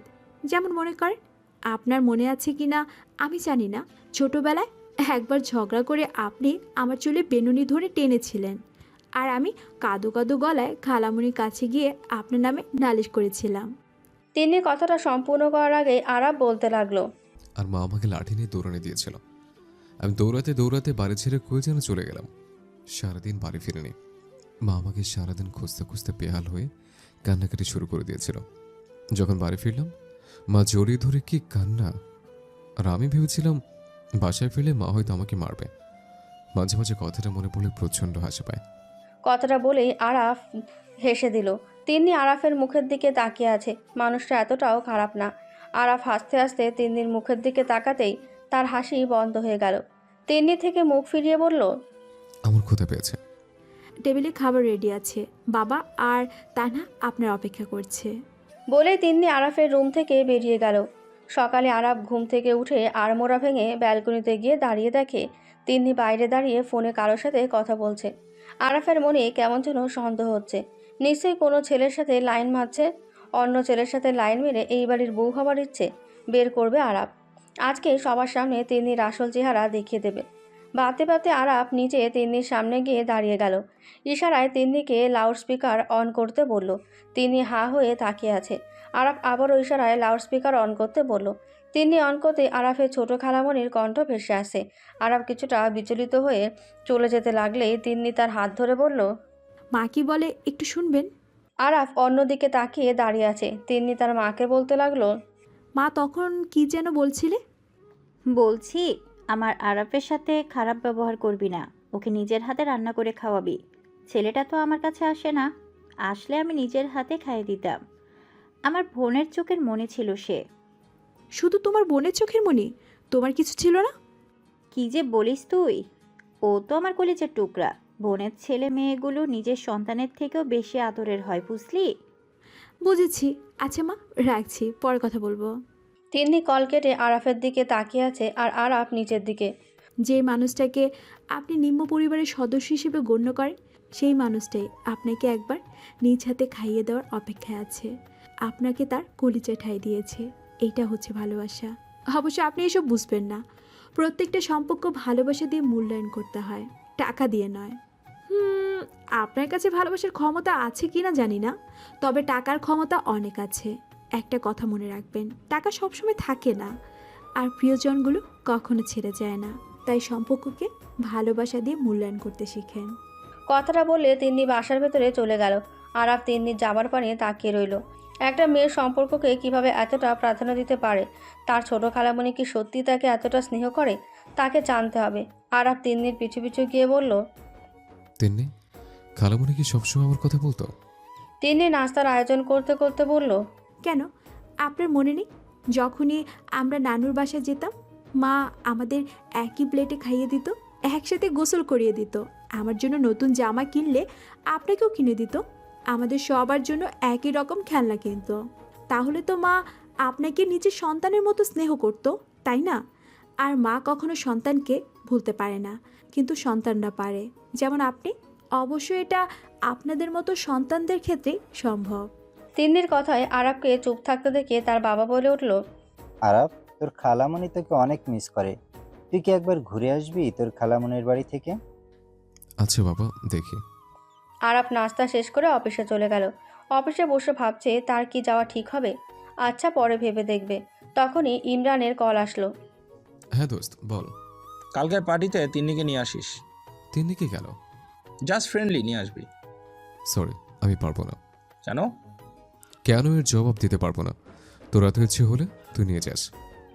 আরাফ বিরক্তি নিয়ে কল কেটে দিল। পরের দিন আরাফ ইমরানের বাসায় পার্টিতে গিয়ে দেখে তিন্নি স্নেহার সাথে আগে থেকেই বসে আছে। তিন্নিকে দেখে এক মুহূর্তের জন্য আরাফের চোখ আটকে গেল। পরনে সাদা কালো মিশ্রিত রঙের একটা সিল্কির শাড়ি, চোখে কাজল, কানে বড় বড় ঝুমকো, একসাথে সিঁথি করে খোলা চুল, এক হাতে অনেকগুলো সিলভার কালারের স্টোনের চুড়ি পরেছেন। এক কথায় অপূর্ব লাগছে। হঠাৎ তিন্নি আরাফকে দেখে তার দিকে এগিয়ে আসলো। আরাফ এখনও তার দিকে তাকিয়ে আছে। তিন্নি আরাফের চোখের সামনে ডান হাতে একটা তুড়ি বাজিয়ে বলল। কি দেখছেন? আরাফের ঘোর কাটতে সে আশেপাশে তাকিয়ে দেখে অনেকে তিন্নির দিকে হাঁ করে তাকিয়ে আছে। তাই কিছুটা রাগী গলায় তাকে জিজ্ঞাসা করলো। তুমি এখানে কি করছো? বিকেলে স্নেহা বাসায় গিয়ে অনেক রিকোয়েস্ট করেছিল এখানে আসার জন্য, তাই বাধ্য হয়ে আসতে হলো। রিকোয়েস্ট করছিল তা চলে আসবে নাকি? এটা একটা অভদ্রতা, তুমি জানো না? এটা অভদ্রতা না, এটাকে সম্মান রক্ষা বলে। আর আমি বাবার থেকে বলেই এখানে এসেছি, ভদ্রতা অভদ্রতা আমাকে শিখাতে আসবেন না। ভদ্রতা কাকে বলে আগে নিজেই ভালো করে শিখে নিন। তুমি আমাকে ভদ্রতা শিখতে বলেছ? কেন, আপনার মধ্যে ভদ্রতা বলতে কিছু আছে নাকি? কই, আমি তো জানি না। তো কিভাবে আপনার মধ্যে ভদ্রতা বিরাজমান আছে? কাইন্ডলি আমাকে বলবেন, আমি জানতে অনেক ইচ্ছুক। তোমাকে আমি পরে দেখে নেব। এখন কি দেখতে পাচ্ছেন না, নাকি চোখে কাঠের চশমা লাগিয়ে রেখেছেন? বাসায় আসো, তারপর দেখছি। বলে আরাফ তিন্নির সামনে থেকে চলে গেল। তিন্নি মিটিমিটি হাসতে হাসতে আরাফের পেছনে গিয়ে আবারও তার সাথে দাঁড়িয়ে গেল। আরাফ পাশ ফিরে তাকিয়ে বলল। আমার পেছনে এসছো কেন? নাকি আমাকে দেখে নিজেকে আর কন্ট্রোল করতে পারছো না? হোয়াট? ইয়াও, তাই তো আমার পেছনে পড়ে আছো। ওয়েট করেন, দেখবেন একটু পরে কে কার পিছনে পড়ে আছে। তিন্নি রেগে আরাফের থেকে কিছুটা দূরত্ব বজায় রেখে দাঁড়িয়ে আছে। ইমরান তিন্নিকে একা দেখে তার দিকে এগিয়ে এসে বলল। হাই, কেমন আছো? ভালো, আপনি? ভালো ছিলাম, তোমাকে দেখার পর আরো ভালো লাগছে। কথাটা শোনার সাথে সাথে আরাফ ভ্রু কুঁচকে ইমরানের দিকে তাকিয়ে আছে। মানে বুঝলাম না। মানে যার সামনে শাড়ি পরা এত প্রিটি একটা মেয়ে দাঁড়িয়ে আছে, তার ভালো না লেগে উপায় আছে? এটা আপনার ধারণা। অবশ্য আপনার আশেপাশে এমন অনেক অরুচির রুগী আছে যাদের শাড়ি পরিহিত মেয়েদের ভালো লাগে না। কথাটা বলে আরাফের দিকে তাকালো। আরাফ তীক্ষ্ণ দৃষ্টিতে তাকিয়ে আছে, কারণ সে বুঝতে পারছে তিন্নি কথাটা তাকেই বলেছে। রিয়েলি? এমন কেউ আছে নাকি? তাহলে সেই অরুচি রোগীর চয়েস পুরাই থার্ড ক্লাস। বলে ইমরান হো হো করে হেসে দিল। আরাফের দিকে তাকাতে তিন্নির প্রচণ্ড হাসি পাচ্ছে, কারণ ইমরান জানে না সে কাকে অপমান করছে। আরাফ তিন্নির দিকে এমনভাবে তাকিয়ে আছে যেন সে চোখ দিয়ে তাকে গিলে খেয়ে ফেলবে। বাই দ্য ওয়ে, তোমাকে না দেখলে জানতামই না মানুষ কখনো এতটা পারফেক্ট হতে পারে। মানুষ কখনোই পারফেক্ট হয় না, সবার মাঝে কিছু না কিছু অসম্পূর্ণতা থেকেই থাকে। হয়তো। আচ্ছা, আমার একটা কাজ আছে, একটু পরে আসছি। ওকে। ইমরান চলে যেতেই আরাফ এসে তিন্নিকে চোখ রাঙিয়ে জিজ্ঞেস করলো। আমি অরুচির রোগী? অবশ্যই। তুমি কিন্তু আমাকে অপমান করছো। আপনি অপমানের যোগ্য হলে তাতে আমার কি? কথাটা বলতে বলতে একটা ছেলে এসে তিন্নিকে বলল। আপনি মালিহামুন তিন্নি, রাইট? হ্যাঁ, আপনি? আমি সাব্বির। আপনার সাথে কি একটা সেলফি নিতে পারি? আরাফ ছেলেটার দিকে হাঁ করে তাকিয়ে আছে। চেনা নেই জানা নেই কোথা থেকে উড়ে এসে ছবি তুলতে চলে আসলো। তিন্নি বলল। সরি ভাইয়া, আমি অপরিচিত কারোর সাথে ছবি তুলি না। প্লিজ ম্যাডাম, একটা সেলফি। বললাম তো ভাইয়া, সরি, বিরক্ত করবেন না। প্লিজ ম্যাডাম, জাস্ট একটা সেলফি। আরাফ বুঝতে পারছে তিনি ছেলেটার প্রতি বিরক্ত হচ্ছে, তাই সে কিছুটা রাগী সুরে ছেলেটাকে বলল, আসেন ভাই, আমার সাথে সেলফি তুলেন। আজব তো, আপনার সাথে তুলতে যাব কেন? আমার বউয়ের সাথে তোলা যে কথা, আমার সাথে তোলা একই কথা। তাই আসেন একসাথে ছবি তুলেন। সরি ম্যাডাম, যে বিবাহিত আগে জানতাম না। বলে ছেলেটা চলে গেল। তিনি হাঁ করে আরাফের দিকে তাকিয়ে রইল। আরাফ এটা কি বলল? এমন তো না যে সে কিছু মুহূর্তের মধ্যেই তাকে মেনে নেবে। তিন্নিকে এভাবে হাঁ করে তাকিয়ে থাকতে দেখে আরাফ বলল, হ্যাঁ বন্ধ করো, মুখে মশা ঢুকবে। এত অবাক খবর কিছু নেই। মিথ্যের জন্য বলেছি ছেলেটা যেন আর তোমাকে ডিস্টার্ব না করে। এখানে খুশি হওয়ার মতো কিছুই নেই। অন্যদিকে তাকিয়ে তিনি এবার প্রচণ্ড রাগ হচ্ছে আরাফের উপর, তাই সে রেগে গিয়ে বলল, আপনাকে বলেছি ছেলেটা আমাকে ডিস্টার্ব করে, আমাকে ওনার হাত থেকে বাঁচান। একবারও কি আপনার কাছে হেল্প চেয়েছি? আমি এক্ষুনি ওই ছেলেকে গিয়ে বলবো আপনি মিথ্যে বলেছেন। তুমি কোথাও যাবে না, আমার সাথেই থাকবে। আপনি আমার কে যে আপনার সাথে থাকতে হবে? বলে তিনি হাঁটতে লাগলো। আরাফ তার পিছু পিছু গিয়ে তার হাত ধরে বলল, আপনাকে বলতে বাধ্য না, আমার হাত ছাড়েন। হাত ছেড়ে দিলে তোমার পিছনে থাকবো, কারণ তুমি আমার রেসপন্সিবিলিটি। আরাফ তার হাত ছেড়ে পিছু পিছু হাঁটতে লাগলো, কারণ কেউ যেন তিন্নিকে ডিস্টার্ব না করে। তিন্নি হাঁটতে হাঁটতে এক পর্যায়ে তার দিকে ফিরে বলল, এখন কে কার পিছনে পড়ে আছে? আমি তোমার পেছনে পড়ে আছে, কোনো সমস্যা? না, ভালোই লাগছে। এত অহংকারী একটা মানুষ আমার পিছনে পড়ে আছে, বিষয়টা উপভোগ করার মতো। বলে তিন্নি মুচকি এসে আবারও হাঁটতে লাগলো। আরাফ আবারও তার পেছনে পেছনে হাঁটতে লাগলো। ভালোই লাগছে আরাফকে তার পেছনে হাঁটাতে। তিন্নি স্নেহা আর অনিকার সাথে বসে গল্প করছে। আরাফ দূর থেকে দাঁড়িয়ে মুগ্ধ নয়নে তার দিকে তাকিয়ে আছে। তিন্নির হাত নাড়িয়ে কথা বলা, তার মুখে অদ্ভুত এক মায়া জড়ানো হাসি, মাঝে মাঝে কানের নিচে চুল গুজে নেওয়া, তার সৌন্দর্য আর ব্যক্তিত্ব নিয়ে কখনো কোনো অহংকার না করা, খুব সহজেই সবাই আপন করে নেওয়া, প্রত্যেকটা সম্পর্ককে এতটা প্রাধান্য দেওয়া, আর সবাই এতটা ভালোবাসা। সত্যি তিন্নি অনেক সুন্দর, মন এবং সৌন্দর্য দুই দিক থেকে। আরাফকে এভাবে তাকিয়ে থাকতে দেখে তিন্নি তার দিকে এগিয়ে এসে বলল, কি ব্যাপার, ক্রাশ খেয়েছেন নাকি ভালো লেগেছে, কোনটা? তেমন কিছু না, পার্টিতেও প্রায় শেষ, বাসায় যাবে না? হ্যাঁ চলেন, সবার থেকে বিদায় নিয়ে আসি। আরাফ আর তিন্নি এবার সবার থেকে বিদায় নিয়ে চলে আসলো। আরাফ গাড়ি ড্রাইভ করছে, তিন্নি তার পাশের সিটে বসে আছে। জানালার কাঁচ খোলা। তিন্নি তার বাঁ হাত জানালার উপরে রেখে মুখটা হালকা বের করে অন্ধকার রাতের চলন্ত গাড়িতে বয়ে যাওয়া ঝোড়ো বাতাসগুলো উপভোগ করছে। হঠাৎ তিন্নির মোবাইল বেজে উঠল। তাকিয়ে দেখে তার মা কল করেছে। মা, তুমি এখনো জেগে আছো কেন? তোমার জন্য বাবাও হয়তো ঘুমায়নি। তুমি জানো না বাবা ঠিকমতো ঘুম না হলে বাবা অসুস্থ হয়ে যায়। চিন্তা করিস না, তোর বাবা ঘুমিয়ে আছে। তোরা কি বাসে ফিরেছিস? না মা, এখনো গাড়িতে আছি, একটু পরে পৌঁছে যাব। তুমি এখন ঘুমিয়ে পড়ো, কালকে কথা হবে। তিন্নি কল কেটে দিল। আরাফ সামনের দিকে তাকিয়ে বলল, তুমি সবার অনেক খেয়াল রাখো, তাই না? খেয়াল রাখি না, ভালোবাসি। কাছের মানুষগুলোকে ভালোবাসলে খেয়াল রাখতে হয় না, এটা আপনা আপনি চলে আসে। কে জানি, হয়তো।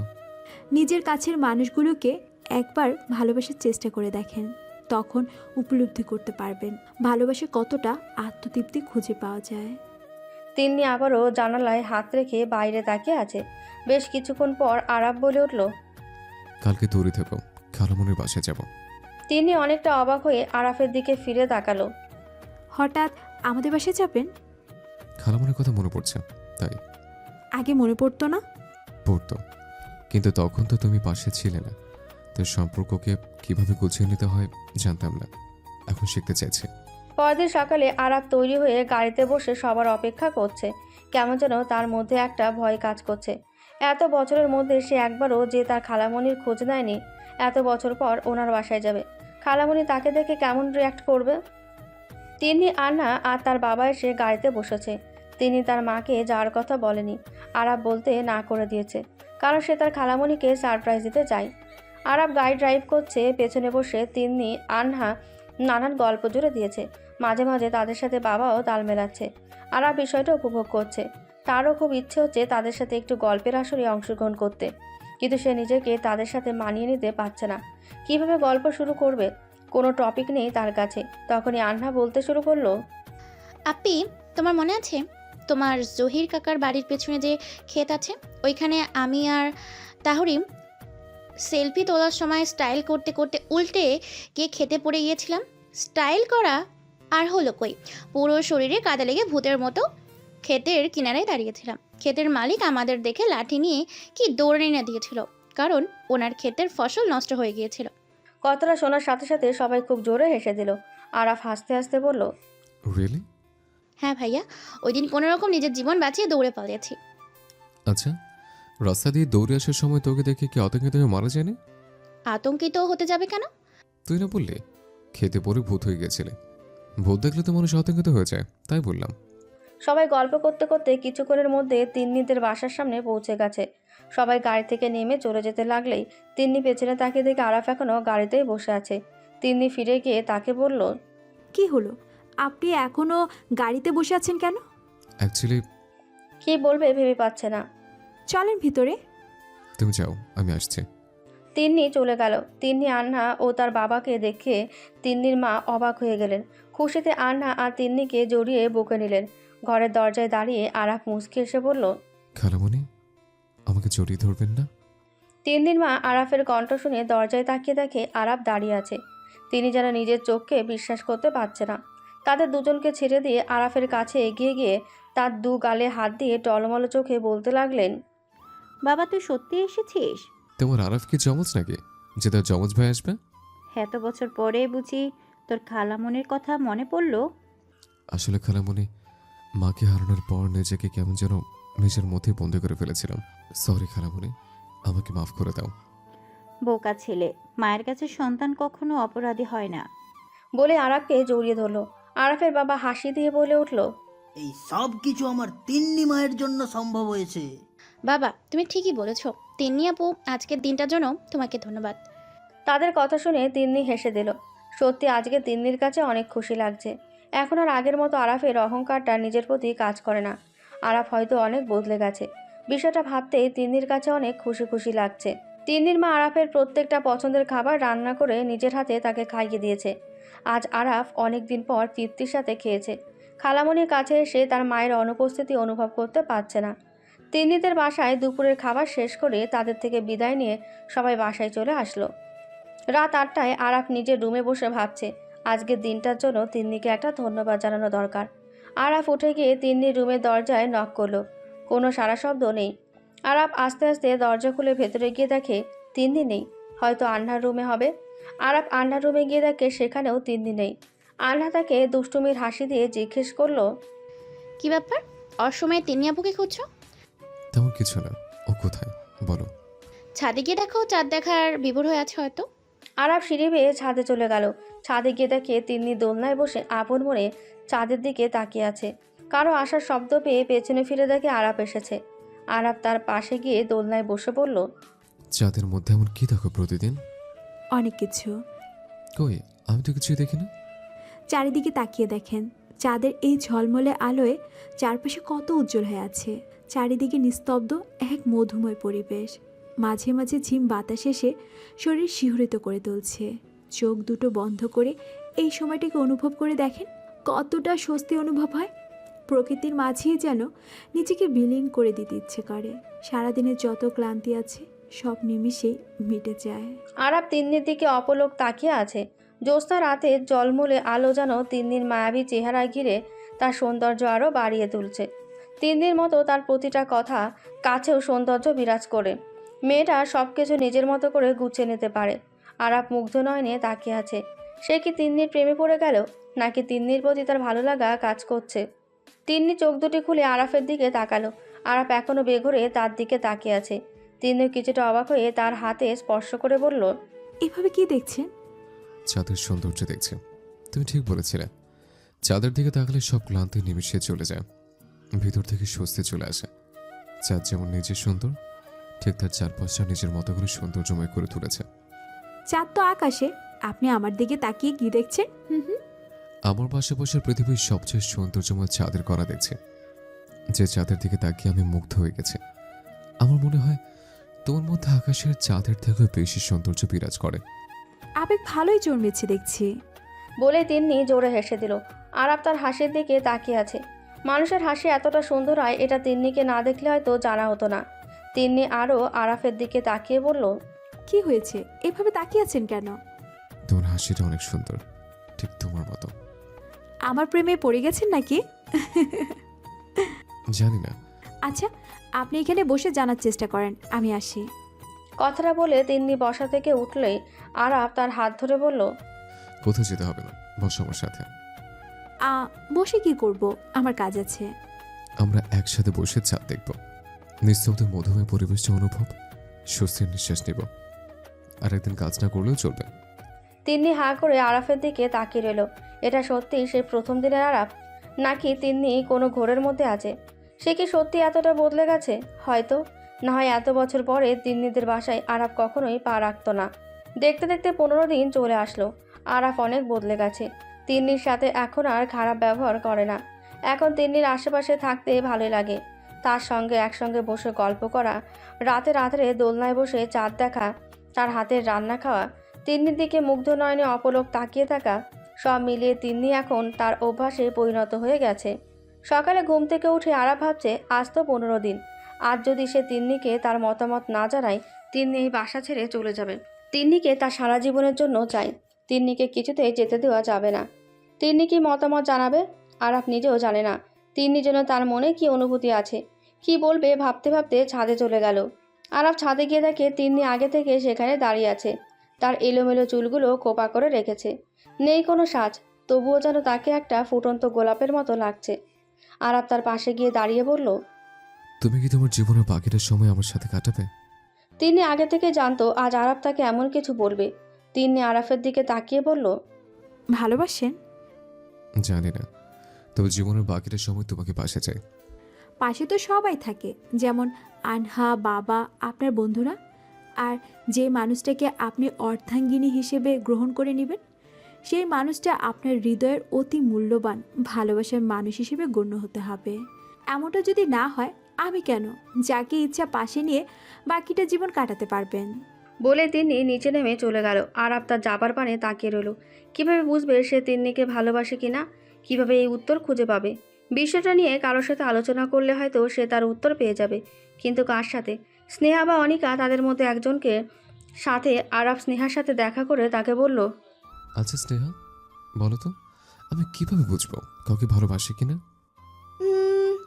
হাজার ব্যস্ততার মাঝে যার কথা বারবার মনে পড়ে, সময় অসময়ে যার সাথে গল্প করতে ইচ্ছে করে, যার প্রতিটা কথা কাজে ভালো লাগা সৃষ্টি হয়, যার দিকে তাকিয়ে থাকতে ইচ্ছে করে, যেন মনে হয় পৃথিবীর সব মায়া এসে তার মাঝে ভিড় করেছে, যার সাথে তোমার জীবনে বাকিটা সময় পথ চলতে ইচ্ছে করে, তুমি তাকেই ভালোবাসো। রিয়েলি? স্নেহার প্রতিটা কথা তিন্নির সাথে আরাফের মিলে যাচ্ছে। আরাফ ভাবছে তার মানে সে তিন্নিকে সত্যি ভালোবাসে।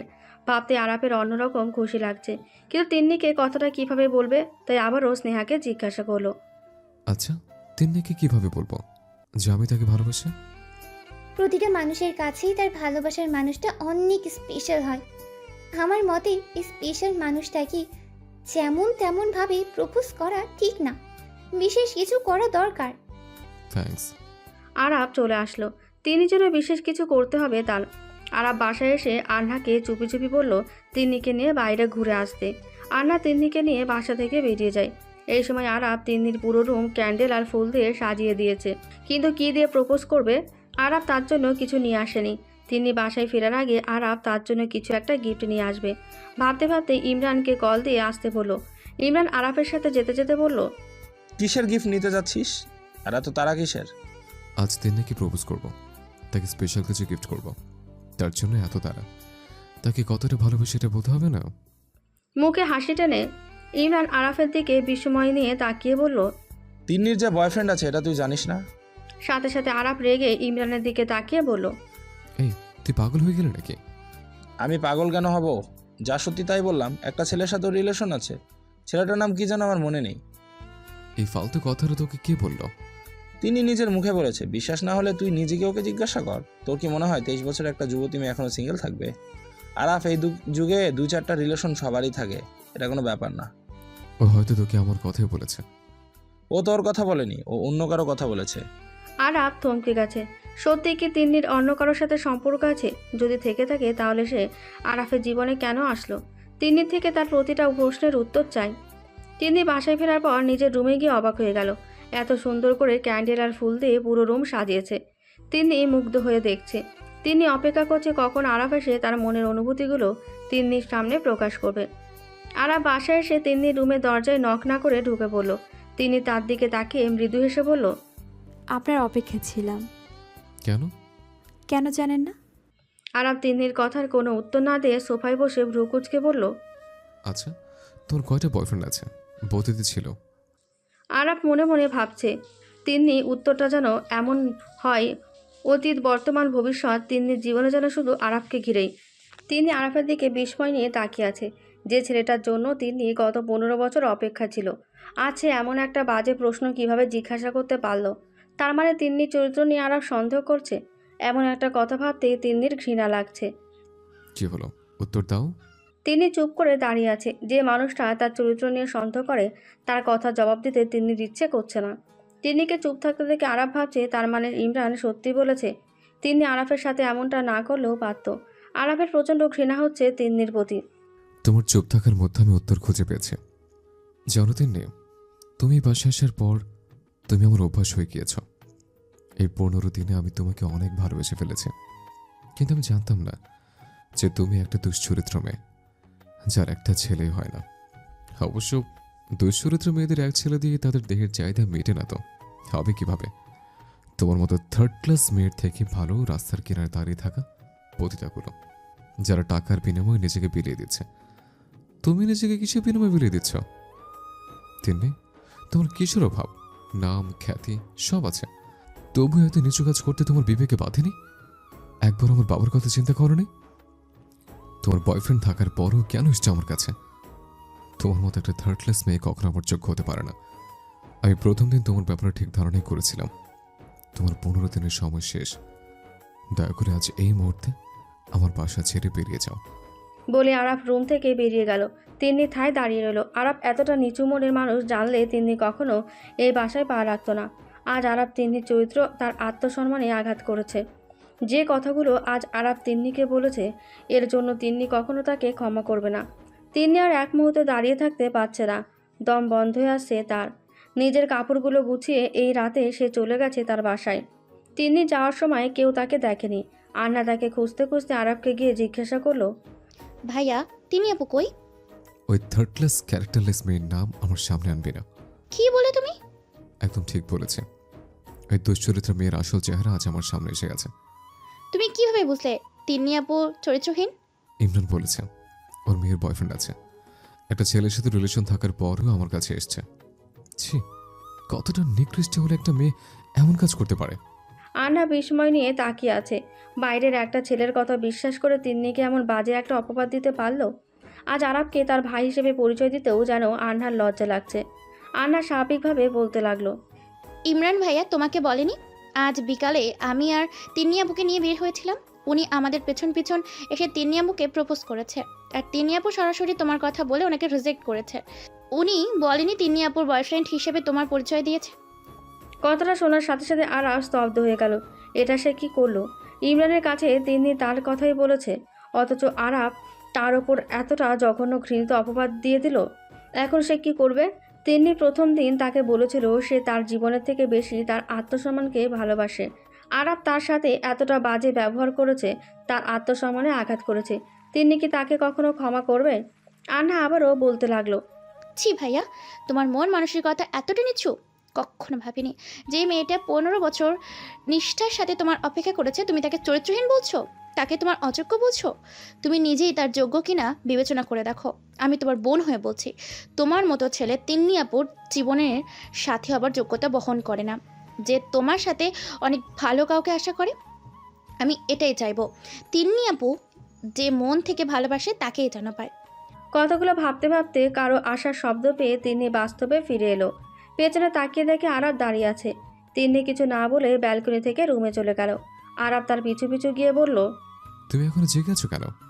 চোখের ঘুম কেড়ে নিয়ে এখন জিজ্ঞাসা করছেন কেন জেগে আছি? বাহ, মাঝে মাঝে আপনাকে দেখলে অবাক হয়ে যাই। মানুষ এতটা নিখুঁত অভিনয় কিভাবে করতে পারে? আমি অভিনয় করছি না। আমি আপনার থেকে কোনো এক্সপ্লেন শুনতে চাই না। দয়া করে আমার সামনে থেকে চলে যান। কথাটা বলে তিন্নি সোফায় শুয়ে চোখ দুটি বন্ধ করে ফেলল। আরাফ ঠায় দাঁড়িয়ে আছে। কিভাবে সে তিন্নির মনে ভালোবাসা জাগিয়ে তুলবে? তিন্নি যে তাকে এতটা ঘৃণা করে, তার সাথে কথা বলা তো দূরের কথা, তার চেহারাও দেখতে চায় না। সকালে আরাফ ঘুম থেকে উঠে থাকে তিন্নি রুমে নেই। কোথায় গেল সে? ভাবতে ভাবতে বিছানা ছেড়ে উঠে তাকে খুঁজে থাকে তিন্নি রান্নাঘরে। তিন্নিকে দেখে আরাফ স্বস্তির নিঃশ্বাস নিল। আরাফ তার কাছে গিয়ে বলল, তুমি এখানে কি করছো? দেখতে পাচ্ছেন রান্নার আয়োজন করছি। তুমি আমাকে না বলে রুম থেকে বেরিয়েছো কেন? তিন্নি আরাফের দিকে ভ্রু কুঁচকে তাকিয়ে বলল, এখন কি রুম থেকে বের হলো আপনার পারমিশন নিতে হবে নাকি? না মানে, তোমাকে রুমে না পেয়ে ভয় পেয়ে গেছিলাম। আপনার ভয় কেটে গেলে ফ্রেশ হয়ে নাস্তা করে নিন। বলে তিন্নি রান্নার আয়োজন শুরু করলো। আরাফ তার দিকে অপলক তাকিয়ে রইল। থাক না, তিন্নি তার ওপর রেগে করুক না যত ইচ্ছে ঘৃণা, তবুও যে তার চোখের সামনে আছে, এটাই আরাফের অনেক বড় পাওয়া। এটা ভেবে আরাফ প্রতিক্ষণে স্বস্তির নিঃশ্বাস নিতে পারবে। আরাফ ফ্রেশ হয়ে নাস্তা সেরে ড্রয়িং রুমে এসে দেখে তার ছোট খালামণি বসে আছে। আরাফ ওনাকে দেখে বলল, কি গো শাশুড়ি মা, সকাল সকাল মেয়ের জামাইয়ের বাড়ি চলে এলে যে? মেয়ে কি মিস করছো নাকি? নাকি মেয়ের জামাইকে? আরাফ, কালকে কাজটা কি তুই ঠিক করলি? আমি আবার কি করলাম? তুই তিন্নিকে এভাবে তুলে নিয়ে আসলি কেন? জানিস আমাদের কতটা লজ্জার সম্মুখে পড়তে হয়েছে? গ্রামের মানুষ নানান কথা বলতে শুরু করেছে। কেন, তুমি তাদের বলনি ছোটবেলায় তিন্নির সাথে আমার বাগদান হয়ে গিয়েছিল? আমি আমার বউকে নিয়ে এসেছি, এখানে কার কি বলা থাকতে পারে? বউকে নিয়ে এসেছিস? যদি বউ নিয়ে আসারই ইচ্ছে থাকতো, বরযাত্রী নিয়ে সমাজবদ্ধ হয়ে বিয়ে করে আনলি না কেন? তোমরা মা মেয়ে আমাকে সেই সুযোগ দিলে কই? আমার বউকে অন্যের হাতে তুলে দেওয়ার চিন্তায় বিভোর ছিলে। কাজটাকে তুমি ঠিক করেছিলে, তাই আমি এমনটা করতে বাধ্য হয়েছে। কি ঠিক কি ভুল আমি এত কিছু বুঝি না। আমি চাই তোরা দুজনে সুখী হ। আরাফ উঠে গিয়ে তার খালামণির দুগালে হাত দিয়ে বলল, খালামণি, আমি তিন্নিকে পেয়ে অনেক সুখী। আর তিন্নি? তিন্নিও আমাকে ভালোবাসে। হয়তো কোনো এক কারণে ভালোবাসাটা অপ্রকাশিত রয়েছে।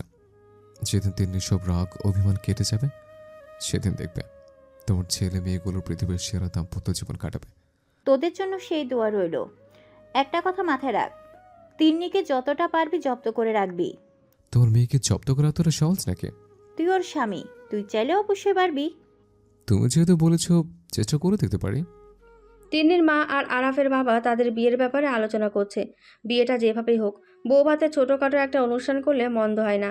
তারা ভেবেছিল আরাফ তিন্নির বিয়ে অনেক বড় অনুষ্ঠান করে ধুমধাম করে বিয়ে দেবে, কিন্তু তিন্নির মনের অবস্থা ভালো নেই। এটা ভেবে ছোটোখাটোভাবে অনুষ্ঠান মিটিয়ে নেবে। যখন তিন্নি সম্পর্কটাকে মন থেকে মেনে নেবে, তখন না হয় ধুমধাম করে বিয়ের অনুষ্ঠান করবে। তিন্নি রান্না শেষ করে এসে দেখে তার মা এসেছে। তার মায়ের দিকে তাকাতেই তার চোখ দুটি ছলছল হয়ে আসছে। কাল হয়তো তার মা বাবাকে সমাজের সামনে অনেক অপমানিত হতে হয়েছে। তিন্নির মা এসে তাকে জড়িয়ে ধরে কপালে একটা চুমু দিল। তিন্নিকে অনেকক্ষণ বুঝিয়ে উনি চলে গেলেন। প্রতিটা সম্পর্ককে দ্বিতীয়বার সুযোগ দেওয়া উচিত। তিন্নি ওনার কথায় কোনো তোয়াক্কা করেনি, কারণ সে তার নিজের জায়গায় অটুট।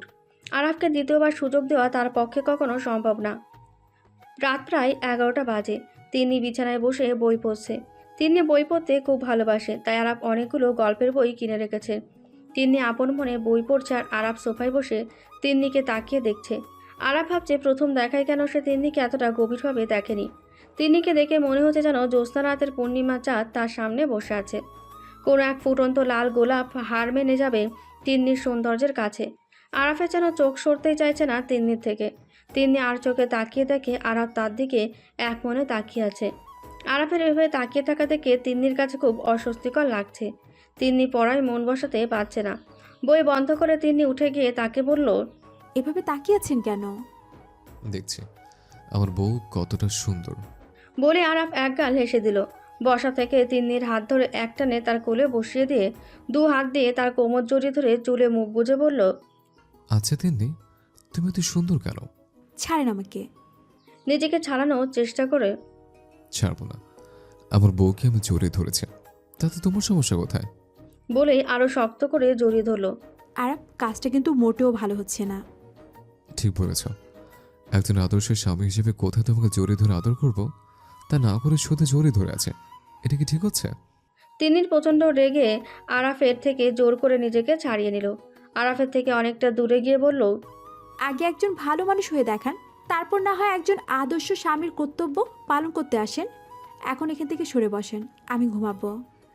আরাফ সোফায় বসে থেকে ভ্রু দুটি নাচিয়ে বলল, বিছানা থাকতে তুমি এখানে কেন ঘুমাবে? আপনার বিছানায় ঘুমানোর মতো ইচ্ছা বা রুচি আমার নেই। কেন? এতক্ষণ তো আমার বিছানায় বসে গল্প পড়ছিলে, তখন সমস্যা হয়নি। এখন কি ইচ্ছা আর রুচি দুইটাই বদলে গেছে? কথাটা বলেই আরাফ হাসতে শুরু করলো। আরাফের হাসি দেখে তিন্নির প্রচণ্ড রাগ হচ্ছে। রাগের চোটে কিছু না বলে তিন্নি বিছানায় গিয়ে শুয়ে পড়ল। আরাফ রুমের লাইট অফ করে বিছানায় গিয়ে তিন্নির পাশে শুতে গেলেই তিন্নি শোয়া থেকে উঠে বসে পড়ল। অন্ধকার রুমে সে আরাফের দিকে রেগে কটমটো করে তাকিয়ে রইল। আরাফ সেদিকে তোয়াক্কা না করে বিছানায় শুয়ে পড়ল। তিন্নি আরাফকে তার পাশে সহ্য করতে পারছে না। সে বিছানা ছেড়ে উঠে যেতে লাগলেই আরাফ তার হাত ধরে বলল, কোথায় যাচ্ছ? মরতে যাচ্ছি। তাহলে তো তোমাকে যেতে দেওয়া যাবে না। বলে আরাফ একটানে নিজের কাছে টেনে নিল। তিন্নি রেগে গিয়ে বলল, হচ্ছেটা কি? স্বামী স্ত্রীর মাঝে অনেক কিছু হওয়াটাই স্বাভাবিক। যদি আমাদের মাঝে এখনো কিছু হয়নি, তুমি চাইলে অনেক কিছুই হতে পারে। বলে আরাফ চোখ টিপে তিন্নিকে আষ্টেপৃষ্টে জড়িয়ে ধরল। আরাফের এমন আচরণে তিন্নির দম বন্ধ হয়ে আসছে। সে নিজেকে ছাড়ানোর জন্য ছটফট করতে করতে বলল, এখন যদি আপনি আমাকে না ছাড়েন, আমি চিৎকার করতে বাধ্য হব। এই রাতে তুমি চিৎকার করলে বাড়ির সবাই কি ভাববে বলো তো? ছি, কি একটা বাজে ব্যাপার হয়ে যাবে। সবচেয়ে ভালো তুমি নিশ্চিন্তে ঘুমিয়ে পড়ো, আমি কিচ্ছু করব না। আমাকে ছাড়েন, আপনার প্রতিটা স্পর্শে আমার দম বন্ধ হয়ে আসছে। নিজের প্রতি ঘৃণা হচ্ছে আমার। আমি ছাড়তে ইচ্ছুক না। ছাড়া চিন্তা বন্ধ করে ঘুমিয়ে পড়ো। কালকে অনুষ্ঠানে তোমাকে সবচেয়ে বেশি সুন্দর দেখাতে হবে। এখন যদি না ঘুমাও, চোখে নিচে কালো দাগ পড়ে যাবে, যেটা আমি মোটেও মানতে রাজি না। আপনার এই বাড়াবাড়ি ফল কিন্তু অনেক খারাপ হবে। দেখা যাবে। তিন্নি অনেকক্ষণ চেষ্টা করেও আরাফের থেকে নিজেকে ছাড়াতে পারেনি। কাল রাতে তার ঠিকমতো ঘুম হয়নি, তাই আজ ঘুমের রাজ্য চোখে এসে ভিড় করেছে। তিন্নি আরাফ দুজনেই কিছুক্ষণের মধ্যে ঘুমের ঘরে তলিয়ে গেছে। নানা রকম ফুল আর ঝাড়বাতি দিয়ে বাড়ির চারপাশে সাজিয়েছে। পুরো বাড়ির ভেতরটা লাল, সবুজ, হলুদ, সাদা রঙের নানান ফুলের সমারোহ দিয়ে বৌভাত অনুষ্ঠানে জমজমাট আয়োজন করেছে। পার্লারের মেয়েরা তিন্নিকে সকাল থেকে সাজাতে ব্যস্ত। লাল খয়েরি রঙের একটা বেনারসি শাড়ি পরিয়েছে, সাথে গা ভর্তি গহনা। এসব দেখে তিন্নি প্রচণ্ড বিরক্ত হচ্ছে। কি দরকার একটা অসম্পূর্ণ সম্পর্ককে নিয়ে এতটা হইচই করার, লোক দেখানো এত আয়োজন করার? আন্না এসে তিন্নিকে দেখে তার দিকে মুগ্ধ নয়নে তাকিয়ে থেকে বলল, ভাবি, আজ যদি মা বেঁচে থাকতো, তোমাকে এই রূপে দেখে কতটা যে খুশি হতো, যার কোনো সীমানাই থাকতো না। তোমাকে এতটাই সুন্দর লাগছে যা বলে বোঝাতে পারবো না, যেন স্বর্গ থেকে নেমে আসা একটা অপ্সরী। আটা ময়দা মেখে ভূত বানিয়ে দিয়েছে, আর তুমি বলছো অপসরী? আজকে দিনটা সহ্য করে নাও প্লিজ। আচ্ছা ঠিক আছে, এখন কি এখানেই বসে থাকতে হবে? না, নিচে চলো, অনেক মেহমান চলে এসেছে। চলো। সকাল থেকে বাসায় মেহমান আসতে শুরু করেছে, এখনও আসছে। বলেছিল ছোটোখাটো একটা অনুষ্ঠান করবে, এটাকে ছোটোখাটো অনুষ্ঠান বলে? আন্না তিন্নিকে নিচে নিয়ে এসে আরাফের পাশে বসিয়ে দিল। আরাফ পাশ ফিরে তিন্নির দিকে তাকাতে তার চোখ দুটি আটকে গেল। হাঁ করে অপলক তাকিয়ে আছে তার দিকে। তিন্নিকে দেখে তার যেন হার্টবিট বেড়ে যাওয়ার উপক্রম। মেয়েটা এতটা সুন্দর, যতবার আরাফ দেখে ততবার তার প্রেমে পড়ে যায়। তিন্নি আর চোখে আরাফের দিকে তাকিয়ে বিরক্ত নিয়ে বলল, হ্যাঁ বন্ধ করেন, না হয় মুখে মশা ঢুকবে। আরাফ তিন্নির বাম হাতটা তার দুই হাতের মাঝে টেনে নিয়ে বলল, ঢুকবে। তোমাকে পাপার নেশায় দু একটা মশা খেতেই পারি, তাদের সমস্যা কি?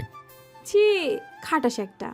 বলে তিন্নি আরাফের দিকে তাকিয়ে তার হাতটা ছাড়িয়ে নিতে চাইল। আরাফ হাতটা শক্ত করে ধরে বলল, এমন করছো কেন? হাত ছাড়েন। যদি না ছাড়ি, আমি এখান থেকে চলে যেতে বাধ্য হব। গিয়ে দেখাও। তিন্নি সাথে সাথে রেগে বসা থেকে উঠে দাঁড়িয়ে গেল। পাশে দাঁড়িয়ে থাকা তিন্নির মা বলল, কি হয়েছে, উঠলি কেন? আমার এখানে দম বন্ধ হয়ে আসছে। তাড়াতাড়ি বস, না হলে থাপড়ায়া সব দাঁত ফেলে দিব ফাজিল মেয়ে। মা, বাড়ি ভর্তি মেহমান দেখিস না, বেয়াদব মেয়ে ফাজিল কোথাকার। পাশে বসে আরাফ হেসে কুটি কুটি হয়ে পড়ছে। তার হাসি যেন থামছেই না। তিন্নি আরাফের দিকে রেগে তাকিয়ে আছে। ইচ্ছে করছে একটা লাঠি দিয়ে আরাফের মুখে বাড়ি দিয়ে তার মুখের হাসিটা বন্ধ করে দিতে, সাথে সবগুলো চুল টেনে ছিঁড়ে মাথা ন্যাড়া করে দিতে। তিন্নি রেগে আবারও আরাফের পাশে বসে পড়ল। আরাফ দুষ্টামির হাসি দিয়ে বলল, কি হচ্ছে, যাবে না? নাকি আমাকে ছেড়ে যেতে ইচ্ছে করছে না? একদম চুপ থাকেন, না হয় কিছু একটা দিয়ে বাড়ি দিয়ে আপনার মুখটা বোচা করে ফেলবো। এত কথা কিভাবে বলেন? হ্যাঁ, ছাগলের মতো সারাক্ষণ ম্যাঁ ম্যাঁ করতে থাকেন। পাগল ছাগল কোথাকার, ফাজিলের হাড্ডি, অসুস্থকর লোক একটা। তিনি প্রচণ্ড রেগে ফোপাতে লাগলো। আরাফের মুখটা চুপসে গেল।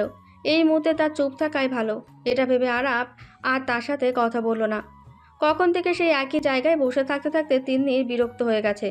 একের পর এক মেহমান এসে তিন্নিকে দেখে তার গুণাবলী করে যাচ্ছে। তিন্নির প্রচণ্ড অস্বস্তিকর লাগছে। কিছুদিন পরে সে আরাফের সাথে থাকবেই না, তাহলে কেন সবার সামনে আরাফের স্ত্রী বলে তাকে পরিচিত করা হচ্ছে? যে সম্পর্কটা তিন্নি মন থেকে মানতে পারছে না, এটাকে নিয়ে এত আয়োজন কেন? দুপুরের খাবারের সময় হলে আন্না আর তার কয়েকজন বান্ধবী মিলে বড় একটা প্লেটে অনেক রকমের খাবার সাজিয়ে আরাফ আর তিন্নির সামনে নিয়ে আসলো। বৌভাত অনুষ্ঠানে স্বামী স্ত্রী একই প্লেটে খাবার খাওয়ার নিয়ম। এক প্লেটে খাবার খেলে নাকি স্বামী স্ত্রীর মাঝে ভালোবাসা বাড়ে। প্রতিটা অঞ্চলে কিছু ভিন্ন নিয়ম থাকে, এটা তাদের আঞ্চলিক নিয়ম। তিন্নির মুখে স্পষ্ট বিরক্তির ভাব দেখা যাচ্ছে। কে বানিয়েছে এই নিয়ম? তিন্নির মা এগিয়ে এসে তিন্নিকে বলল, কি হলো, দুজনে খাওয়া শুরু করো। মা, সব কিছুতে এমন বাড়াবাড়ি না করলে হয় না? এটা বাড়াবাড়ি না, এটা আমাদের সমাজের নিয়ম। শাশুড়ি মা, সমাজের এই নিয়মটা যে বানিয়েছে তাকে অনেক ধন্যবাদ। বলে আরাফ একগাল হেসে দিল। তিন্নি তার দিকে বিরক্ত নিয়ে তাকিয়ে অনিচ্ছাসত আরাফের সাথে একই প্লেটে খাবার খেলো। রাত প্রায় 9টা বাজে। অনুষ্ঠান শেষে তিন্নির পরিবার সহ একে একে সব মেহমান চলে গেল। আন্না তার বান্ধবীরা মিলে তিন্নিকে আরাফের রুমে নিয়ে গেল। বাসর ঘরটা অনেক সুন্দর করে সাজিয়েছে। মনে হচ্ছে বিছানার চারপাশে লাল ও সাদা গোলাপ দিয়ে মুড়িয়ে রেখেছে। বিছানার উপরের দিকে নীল রঙের দেয়ালটায় লাল ফুল দিয়ে লিখে রেখেছে আরাফ তিন্নির বাসর ঘর। তার চারপাশে সোনালি রঙের বেলুন দিয়ে সাজিয়ে রেখেছে। রুমটা দেখে তিন্নির চোখ দুটি আটকে গেলেও মুহূর্তের মধ্যেই সামলে নিল নিজেকে। আন্না তিন্নির দিকে তাকিয়ে ভ্রু দুটি নাচিয়ে বলল, ভাবি, কেমন হয়েছে? অনেক সুন্দর। তুমি ভাইয়ার অপেক্ষা করো, আমরা চললাম। আন্না তার বান্ধবীদের নিয়ে চলে গেল। তিন্নি বিছানায় বসে বিছানার চাদরে একবার হাত বুলিয়ে নিল। হয়তো আবেগের বশে। এই সময়টার জন্য তিন্নি অনেক অপেক্ষা করেছিল। অনেক স্বপ্ন ছিল তার এই সময়টা জোরে। কিন্তু আজ সময় কতটা বদলে গেছে।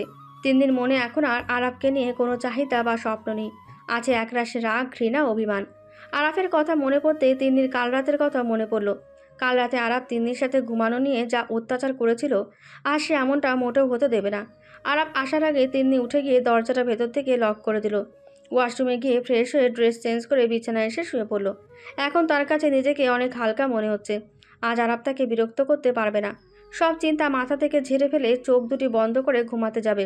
তখনই দরজার ওপাশ থেকে আরাফের বাবা দরজা হালকা ধাক্কা দিয়ে তিন্নিকে ডাকতে লাগলো। তিন্নিমা, দরজাটা খুলবি, একটা দরকার ছিল। তিন্নি অনেকটা চিন্তিত হয়ে শোয়া থেকে উঠে বলল, বাবা, কিছু হয়েছে? হ্যাঁ মা, দরজাটা খোল, তারপর বলছি। আসছি বাবা। তিনি দরজা খুলে দেখে আরাফ তার বাবার পেছনে দাঁড়িয়ে মিটিমিটি হাসছে। তিনি বুঝতে পারছে দরজাটা ইচ্ছে করে আরাফ তার বাবাকে দিয়ে খুলিয়েছে, কারণ আরাফ একা আসলে কখনোই সে দরজাটা খুলতো না। তবুও তিনি তার শ্বশুরকে জিজ্ঞাসা করলো, কি হয়েছে বাবা, কেন ডাকলেন? কিছু না, এমনি ডেকেছে। অনেক রাত হয়েছে বাবা, তুমি গিয়ে ঘুমিয়ে পড়ো। বলে আরাফ রুমে ঢুকে পড়ল। তিন্নির মেজাজ প্রচণ্ড খারাপ হচ্ছে। আরাফের বাবা চলে যেতে আরাফ দরজা লক করে ফেলল। তিন্নি আরাফের সাথে কোনো কথা না বাড়িয়ে ব্যালকনিতে গিয়ে দাঁড়িয়ে আছে। আজকে তার আর শান্তির ঘুম হবে না। অশান্তির মূল কারণ শয়তানে জম চলে এসেছে রুমে। আরাফ তার পেছনে ব্যালকনিতে গিয়ে তিন্নিকে পেছন থেকে জড়িয়ে ধরে বলল, তুমি কি ভেবেছিলে আমাকে ছাড়া একা একা বাসরাত কাটাবে? আর তা আমি হতে দেব? কখনো না। কথায় কথায় জড়িয়ে ধরেন কেন? দূরত্ব বজায় রেখে কথা বলতে পারেন না? কখনোই না, এসবের অভ্যাস করে নাও। তিনি আরাফের হাতটা তার কোমর থেকে ছাড়ানোর চেষ্টা করতেই আরাফ আরও শক্ত করে চেপে ধরল। আরাফ তিন্নির ঘাড়ের কাছে তার মুখ নিতেই আরাফের গরম নিঃশ্বাস এসে তিন্নির ঘাড়ে পড়ছে। আরাফ তিন্নির গলায় একটা চুমু খেয়ে তার খোপা করা চুলগুলো খুলে দিল। তিন্নি শিউরে উঠে চোখ দুটি বন্ধ করে আরাফের থেকে নিজেকে ছাড়ানোর চেষ্টা করে যাচ্ছে। আরাফ দু হাতে তাকে বাহু ধরে আবদ্ধ করে তার খোলা চুলগুলোতে মুখ গুজে বলল, এমন ছটফট করছো কেন? এমন বজ্জাত শয়তান যদি আমাকে সাপের মতো পেঁচিয়ে রাখে, আমি কি খুশিতে নাচবো নাকি? ছাড়েন আমাকে। ছেড়ে দিচ্ছে, রুমে চলো। বলে আরাফ তিন্নিকে তার বাহুডোর থেকে ছেড়ে তাকে টেনে কোলে নিয়ে রুমে হাঁটা শুরু করলো। তিন্নির ইচ্ছে করছে নিজের চুল নিজেই টেনে ছিঁড়ে ফেলতে। আরাফ তিন্নিকে বিছানায় নামিয়ে দিয়ে বলল, এখন কি ঘুমাবে? নাকি চাঁদ দেখতে ছাদে যাবে? তিন্নি আরাফের দিকে তীক্ষ্ণ দৃষ্টিতে তাকিয়ে থেকে বলল, কি ভাবেন নিজেকে? আপনি বলবেন আর আমি দৌড়ে আপনার পিছনে পিছনে চলে যাব? আমার মাথায় একটা আদর্শ স্বামী থাকতে তুমি দৌড়ে যাবে কেন? আমি তোমাকে পাঁচা কোলে করে সিঁড়ি পেয়ে ছাদে নিয়ে যাব। তুমি শুধু বলো দেখবা কিনা। আপনার দেখতে ইচ্ছে হলে আপনি যান, আমাকে বিরক্ত করবেন না। আমি এখন ঘুমাবো। তিন্নি বিছানা ছেড়ে সোফায় গিয়ে বসে পড়ল। দু হাত দিয়ে নিজের মুখ ঢেকে চিন্তা করতে লাগলো কিভাবে আরাফের হাত থেকে বাঁচা যায়। আরাফ তিন্নির সামনে গিয়ে বলল, মুখের থেকে হাত সরাও। তিন্নি মুখের থেকে হাত সরিয়ে অবাক হয়ে বলল, কেন? তুমি মুখ ঢেকে রাখলে আমি চাঁদ দেখবো কি করে? চাঁদ কি আমার মুখে লেগে আছে? আজব, চাঁদ তোমার মুখে লেগে থাকবে কেন? তুমি আমার চাঁদ সুন্দরী, তোমার মুখের দিকে তাকালে তো চাঁদ দেখা যায়। আরাফ তাকে এতটা বিরক্ত করছে যে সে আর সহ্য করতে পারছে না। এতটা প্যারা নেওয়া সম্ভব না। তিন্নির ইচ্ছে করছে আরাফের হাত পা মুখ সব বেঁধে তাকে নির্জন কোনো জঙ্গলে ফেলে আসতে। তিন্নি প্রচণ্ড রেগে নিজের চুলগুলো টেনে ধরেছে ছিঁড়ে ফেলার জন্য। আরাফ তিন্নির হাত দুটি ধরে বলল, কি হলো, মাথা ব্যথা করছে? আসো, মাথায় তেল দিয়ে বিলি করে দিই। হ্যাঁ, প্রচণ্ড মাথা ব্যথা করছে। আমার মাথায় তেল দেবার প্রয়োজন নেই, আমি একটু ঘুমাতে চাই। আমাকে কি শান্তিতে ঘুমাতে দিবেন নাকি দিবেন না? তিন্নির চোখ দুটি রাগের চোটে লাল হয়ে গেছে। আরাফ বুঝতে পারছে তিন্নি প্রচণ্ড রেগে আছে। তাকে এই মুহূর্তে বিরক্ত না করলেই ভালো হবে। আরাফ কিছুটা নিচু সুরে বলল, সরি তোমাকে বিরক্ত করার জন্য। তুমি বিছানায় গিয়ে শুয়ে পড়ো। বিরক্তি হচ্ছে বুঝতে পারছেন, তার জন্য শুক্রিয়া। আর আমি এখানেই ঘুমাবো। আমি যেহেতু বলছি তুমি বিছানায় ঘুমাবে, তার মানে তুমি বিছানায় ঘুমাবে। বলে আরাফ আবারও তিন্নিকে কোলে তুলে নিল। তিন্নি চোখ রাঙিয়ে বলল, কথায় কথায় এভাবে কোলে তুলে নেন কেন? হ্যাঁ, আমাকে কি আপনার ছোট বাচ্চা মনে হয়? তুমি হয়তো ভুলে যাচ্ছ, আমি তোমার থেকে 4 বছরের বড়। সেক্ষেত্রে তো তুমি আমার অনেক ছোট, তাই না? আর আমার বউকে আমি করে নিচ্ছি, তোমার সমস্যা কোথায়? বলে আরাফ তিন্নিকে বিছানায় নামানোর সময় তার গালে ছোট্ট একটা চুমু খেয়ে এক গাল হেসে দিল। সাথে সাথে যেন তিন্নি রোবটের মতো শক্ত হয়ে গেছে। আরাফ এটা কি করলো? এতটা বাড়াবাড়ি তিন্নির সহ্য হচ্ছে না, কিন্তু কিছু একটা করতে হবে। তিন্নি ভাবছে কি করা যায়। তখনই আরাফ বলল, তুমি ঘুমিয়ে পড়ো, আমি আসছি। বলে আরাফ বাথরুমে গেল। বাথরুমে যাওয়ার পর তিন্নির মাথায় একটা বুদ্ধি এলো। তিন্নি বিছানা ছেড়ে উঠে বাথরুমের দরজাটা আস্তে করে বাইরে থেকে লক করে দিল। যে আরাফ টেরি পেল না। তিন্নি পরম শান্তিতে বিছানায় গিয়ে গায়ে দিয়ে দিল। এখন আর আরাফ তাকে জ্বালাতে পারবে না। এখন তার শান্তিতে ঘুম হবে। আরাফ বাথরুম থেকে বের হবার জন্য দরজা খুলতে গেল। দেখে দরজা খুলছে না। অনেক ধাক্কাধাক্কির পরে আরাফ বুঝতে পারলো দরজা বাইরে থেকে লক করা। দরজা বাইরে থেকে কিভাবে লক হলো? ভাবতে ভাবতে তিন্নিকে ডাকতে লাগলো, তিন্নি, এই তিন্নি, ও বউ, ও আমার কলেজে বউ, তুমি শুনতে পাচ্ছ না? তিন্নি বিরক্ত নিয়ে বাথরুমের দরজার দিকে তাকালো। আরাফ এভাবে ডাকাডাকি করলে সে ঘুমাবে কিভাবে? আরাফ দরজা ধাক্কা দিয়ে তিন্নিকে ডেকে যাচ্ছে। তিন্নি প্রচণ্ড বিরক্ত হয়ে উঠে বাথরুমের দরজার কাছে গিয়ে বলল, একদম ডাকাডাকি করবেন না, অনেক শখ না আপনার বাসর করার। এখন বাথরুমে বসে বাসর করেন, আপনার জন্য শুভকামনা রইল। তিন্নি প্লিজ দরজাটা খোলো, এখানে বসার মতো জায়গা নেই। আমি সারা রাত কিভাবে থাকবো? আমি তোমাকে আর বিরক্ত করবো না, প্লিজ। আপনাকে বিশ্বাস করি না। ওকে, প্রমিস করছি তোমাকে আর বিরক্ত করবো না। ওকে। তিন্নি দরজাটা খুলে দিল। আরাফ বাথরুম থেকে বেরিয়ে তিন্নির দিকে তাকিয়ে রইল। বাসর ঘরে কোনো বউ তার স্বামীর সাথে এমন করে এটা তার জানা ছিল না। তিন্নি সেদিকে তোয়াক্কা না করে সোফায় গিয়ে ঘুমিয়ে পড়ল। আরাফ চাইলেও এখন কিছু করতে পারবে না, কারণ সে তাকে ওয়াদা করেছে বিরক্ত করবে না। ভোর 5:30টায় তিন্নি ঘুম থেকে উঠে থাকে আরাফ বিছানায় নেই। লোকটা এত সকালে গেল কোথায়? যেখানেই যাক অবশ্য তাতে তিন্নির কিছুই যায় আসে না। তিন্নি উঠে ফ্রেশ হয়ে নামাজ আদায় করে রান্নাঘরে যাওয়ার জন্য সিঁড়ি বেয়ে নিচে নামলো। নিচে আসতে দেখে আরাফের বাবা আর আরাফ একসাথে বাসায় ঢুকছে। তার শ্বশুর একজন নামাজি ব্যক্তি, এটা সে ভালো করে জানে। কিন্তু আরাফের মাথায় টুপি দেখে তিন্নি কিছুটা অবাক হলো। হয়তো সেও তার বাবার সাথে মসজিদে গেছে। বাহ, আরাফের মধ্যে এতটা পরিবর্তন! বিষয়টা নিয়ে তিন্নি সত্যি অনেক অবাক। তাহলে আরাফকে কি সে একটা সুযোগ দেবে? আরাফের অফিসে নাদিয়া নামের একটা মেয়ে নতুন জয়েনিং করেছে। মেয়েটা কিছুক্ষণ পর পর কিছু একটা বাহানা দিয়ে আরাফের কেবিনে বারবার আসছে। আরাফ প্রচণ্ড বিরক্ত হচ্ছে। তার উপর তিন্নিকে বারবার কল করছে, কিন্তু সে রিসিভ করছে না। বিকেলে আরাফ বাসায় গিয়ে দেখে তিন্নি রুমে নেই। বাথরুমের দরজা ভেতর থেকে বন্ধ। আরাফ দরজায় ধাক্কা দিয়ে ডাকতে লাগলো, তিন্নি দরজা খোলো। হঠাৎ আরাফের এমন ডাকে তিন্নি কিছুটা চমকে উঠল। এই লোকটার জন্য বাথরুমে গিয়েও তার শান্তি নেই। আরাফের এমন চেঁচামেচিতে তিন্নি খেয়াল করেনি বাথরুমের ফ্লোর অনেক পিচ্ছিল হয়ে আছে। তিন্নি ফ্রেশ হয়ে এগিয়ে গিয়ে দরজা খুলতে যাবে, তখনই ধপাস করে ফ্লোরে পড়ে গিয়ে পায়ে প্রচণ্ড ব্যথা পেয়ে চিৎকার করে উঠল। আহ! তিনি কি হয়েছে? দেখেন না, পড়ে গিয়ে পায়ে ব্যথা পেয়েছি। কিভাবে দেখবো? দরজা তো বন্ধ। দরজাটা খোলো, আমি দেখছি। খুলবো কিভাবে? আমি নড়তে পারছি না। আচ্ছা, দেখি কি করা যায়। আপনাকে কিছু করতে হবে না, আমি ওঠার চেষ্টা করছি। বলে তিন্নি অনেক কষ্টে দরজাটা খুলল। দরজা খুলতে আরাফ তাকে কোলে নিয়ে বিছানায় আধশোয়া করে পেছনে একটা বালিশ দিয়ে বসিয়ে দিল। তিন্নির পায়ে হাত দিয়ে দেখতে দেখতে বলল। কোন পায়ে ব্যথা পেয়েছ? তিন্নি তার কথায় কোনো উত্তর না দিয়ে বলল। আনহাকে ডাকেন। কেন? চোখে দেখেন না, আমার পরনের ড্রেসটা ভিজে গেছে, আমি ড্রেস চেঞ্জ করব। আমি থাকতে আনহাকে ডাকবো কেন? আমি তোমার ড্রেস চেঞ্জ করব, এটা আমার অধিকার। আমি তোমার একমাত্র আদর্শ স্বামী। তিন্নি আরাফের দিকে এমনভাবে তাকালো মনে হচ্ছে সে অনেক বড় ভুল করে ফেলেছে। তিন্নি আরাফকে কিছু না বলে নিজেই চেঁচিয়ে আন্নাকে ডাকতে লাগলো। আনহা, আয় আনহা।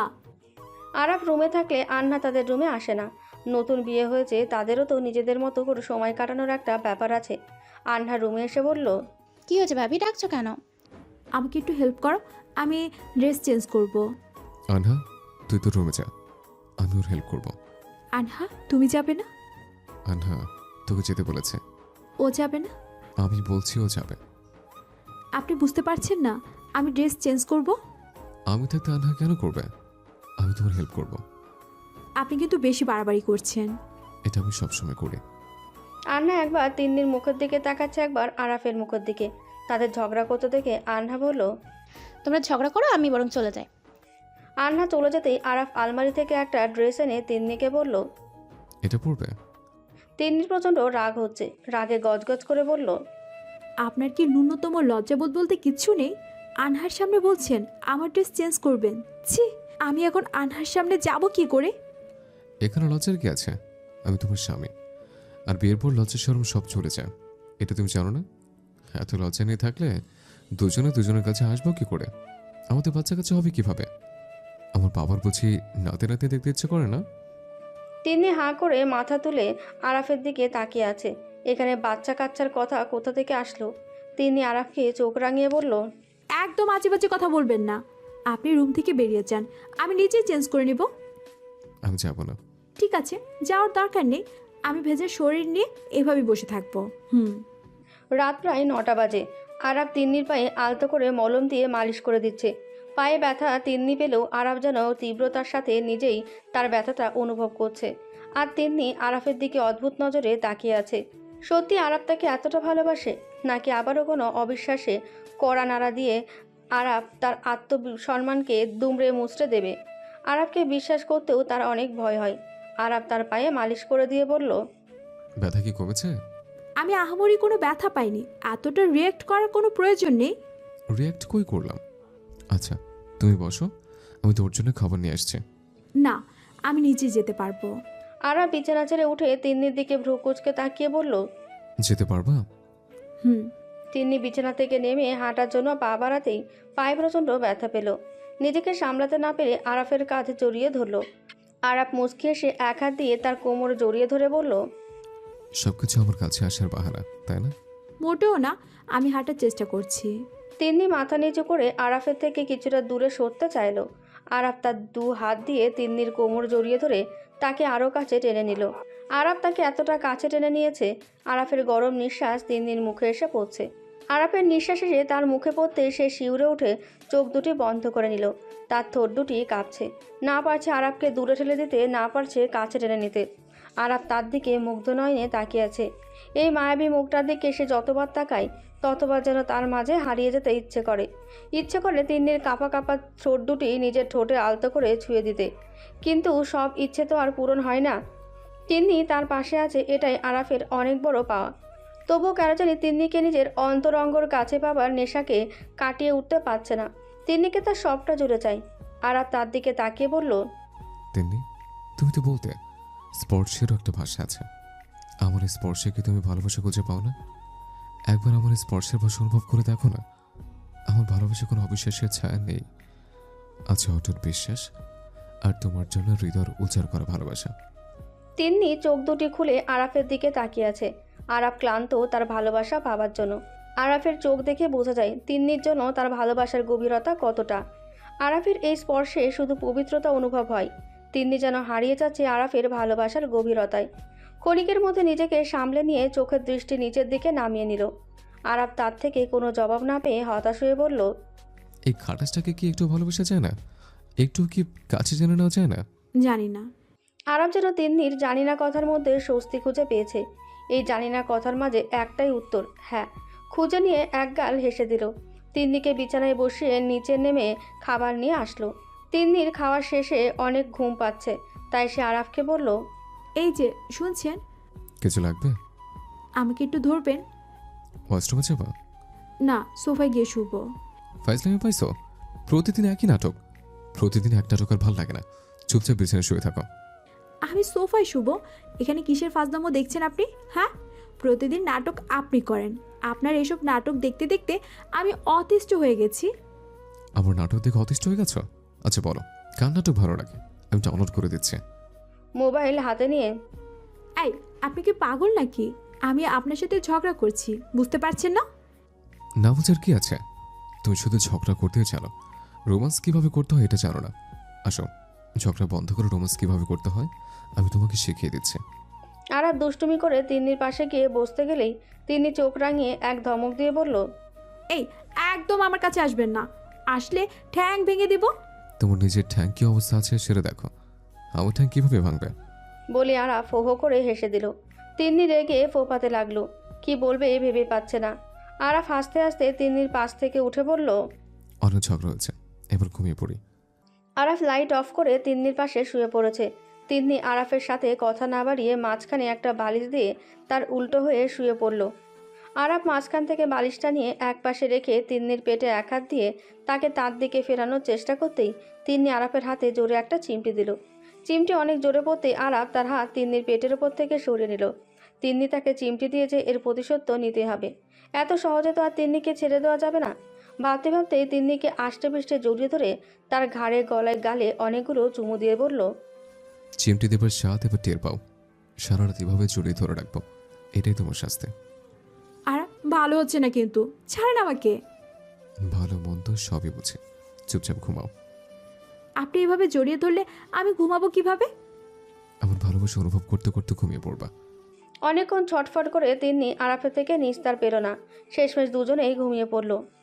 দুদিন পর আজ আরাফের বাসায় ফিরতে সন্ধ্যা হয়ে গেছে। বাসায় ফিরে সোজা রুমে চলে গেছে। মনটা অনেক খারাপ করে সোফায় বসে নাদিয়ার কথা ভাবছে। নাদিয়া আরাফের অফিসে জব করে। নাদিয়া মেয়েটা আরাফ আর তিন্নির ব্যাপারে সব জানে। কিভাবে জানলো মেয়েটা, এটাই তার মাথায় আসছে না। তিন্নি যদি নাদিয়া আর আরাফের আজকের বিষয়টা জানতে পারে তখন কি হবে? এক মুহূর্ত চিন্তা না করে আরাফকে ছেড়ে চলে যাবে। আজকের বিষয়টা কখনোই তিন্নি পর্যন্ত পৌঁছাতে দেবে না। নাদিয়া তো তিন্নিকে চেনে, যদি কখনো তিন্নির সামনে এসে পড়ে তখন কি হবে? ভাবতেই আরাফের গলা শুকিয়ে গেছে। তিন্নি রুমে ঢুকে আরাফকে মাথা নিচু করে বসে থাকতে দেখে বলল, এতক্ষণ কোথায় ছিলেন? আজ আপনার ফিরতে লেট হলো যে? তিন্নির কথায় আরাফের হুঁশ ফিরতে সে স্তব্ধ হয়ে তিন্নির দিকে তাকিয়ে রইল। তিন্নি তাকে প্রশ্ন করছে হঠাৎ সে কিভাবে এতটা চেঞ্জ হয়ে গেল। তার মানে কি সে আরাফের কেয়ার করতে শুরু করেছে, নাকি সে কিছু ভুল শুনেছে? আরাফকে এভাবে তাকিয়ে থাকতে দেখে তিন্নি আবারও বলল, কি হলো, উত্তর দিচ্ছে না যে? আরাফ কিছুটা আমতা আমতা করে বলল, একটা ফ্রেন্ডের সাথে ছিলাম। সত্যি বলছেন তো? আরাফ মাথা নিচু করে ফেলল। তিন্নির সাথে সে মিথ্যা বলতে মোটেও অভ্যস্ত না। কি বলবে ভেবে পাচ্ছে না। আজ হঠাৎ তিন্নি তাকে এতটা জেরা করছে কেন? আরাফকে মাথা নিচু করে বসে থাকতে দেখে তিন্নি বলল, আচ্ছা থাক, বলতে হবে না। আপনি ফ্রেশ হয়ে আসুন, আমি কফি নিয়ে আসছি। তিন্নি রুম থেকে বেরিয়ে গেল। আরাফের সব কিছু গুলিয়ে যাচ্ছে। তিন্নি সকালেও তার সাথে কেমন ব্যবহার করেছে, হঠাৎ এমন কি হলো তিন্নি এতটা চেঞ্জ? অনেক ভাবনা চিন্তার পর আরাফ উঠে গিয়ে ফ্রেশ হয়ে তোয়ালে দিয়ে মুখ মুছতে মুছতে এসে দেখে টেবিলের ওপর 2 মগ কফি রাখা।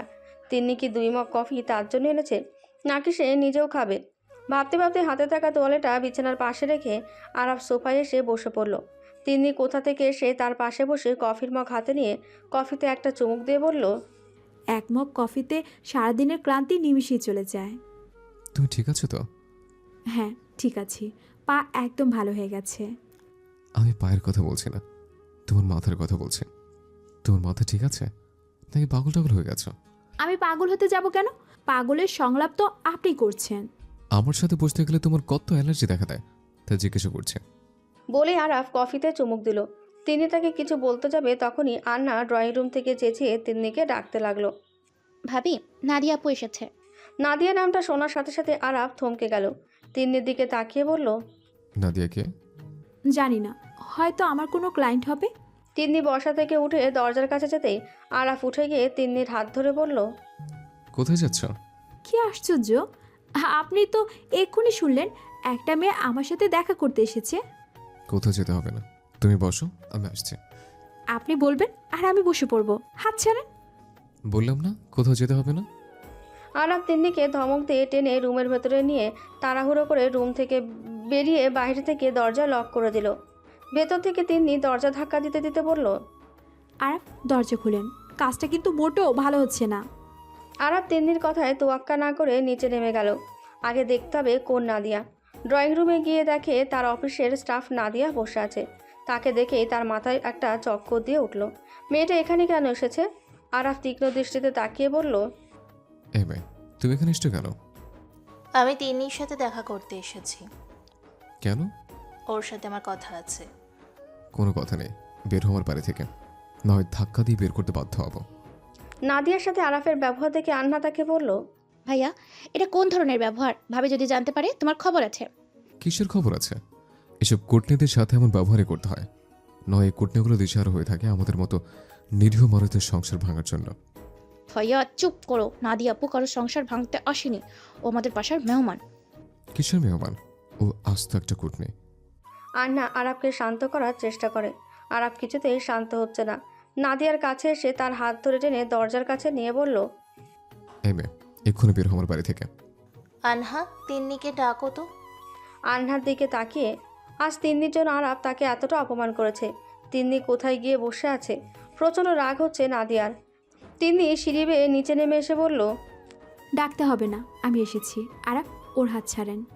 তিন্নিকে দেখে আরাফ থমথমে হয়ে নাদিয়ার হাত ছেড়ে তিন্নির কাছে এসে কিছুটা অবাক হয়ে বলল, তুমি এখানে কিভাবে এলে?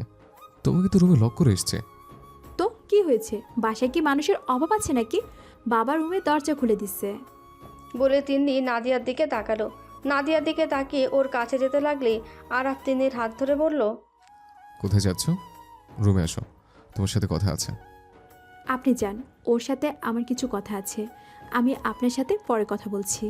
আরাফ তিন্নির হাত ধরে টেনে নিয়ে যেতে যেতে বলল, এই মেয়ের সাথে তোমার কোনো কথা নেই, তুমি আমার সাথে এক্ষুনি রুমে যাবে। আশ্চর্য, আপনি এমন রিয়েক্ট করছেন কেন?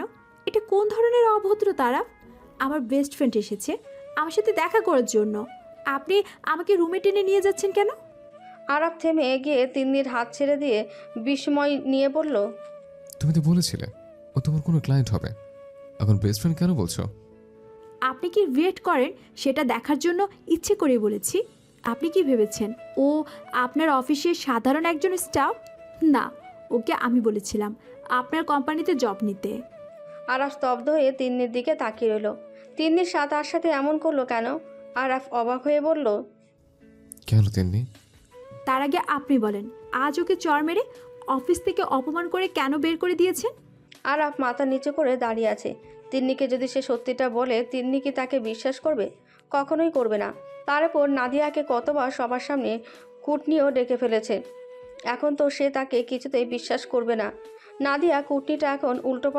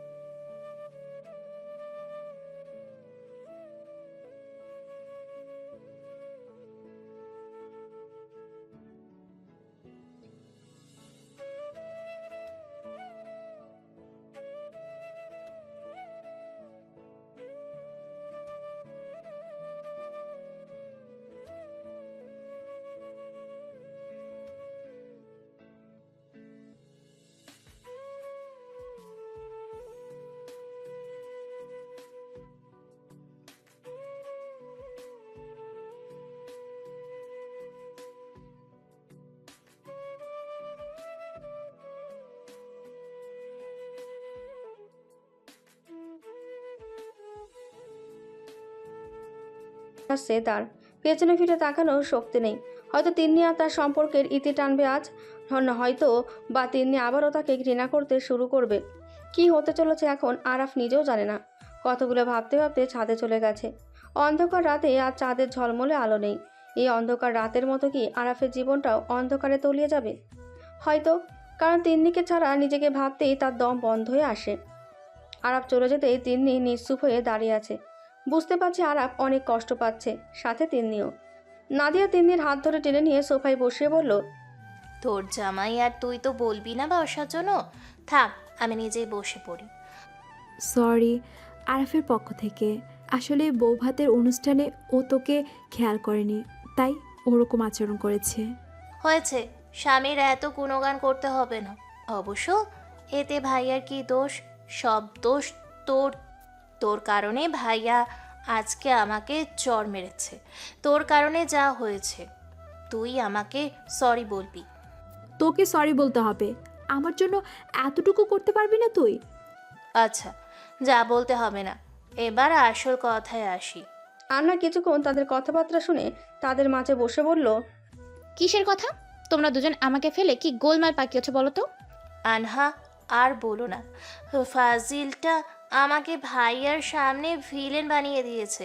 ভাইয়া যদি সত্যিটা জানতে পারে, আমি ওনার সামনে কিভাবে যাব? আগে বলো কি হয়েছে। বেচারা তিন্নি শর্তে হেরে গেছে আর আমি জিতে গেছি।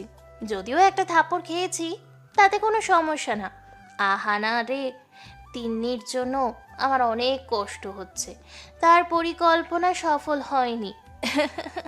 হয়েছে, আপনাকে আমার কষ্ট উপলব্ধি করতে হবে না।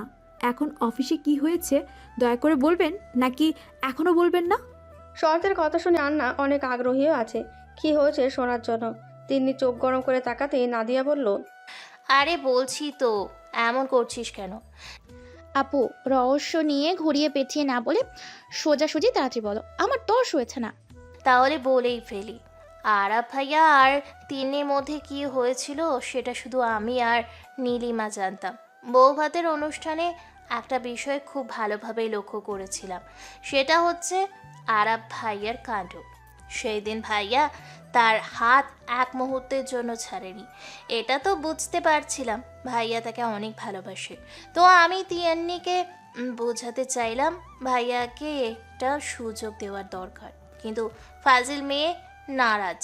কথায় কথায় তিনি বলে ফেলল, তুই দেখিস মাত্র 7 দিনের মধ্যে উনি আবারও আমার আত্মসম্মানকে দুমড়ে মুচড়ে দিয়ে নিচের ভিতরে থাকা রূপটাকে দেখিয়ে দিবে। এমনটা নাও হতে পারে তিনি।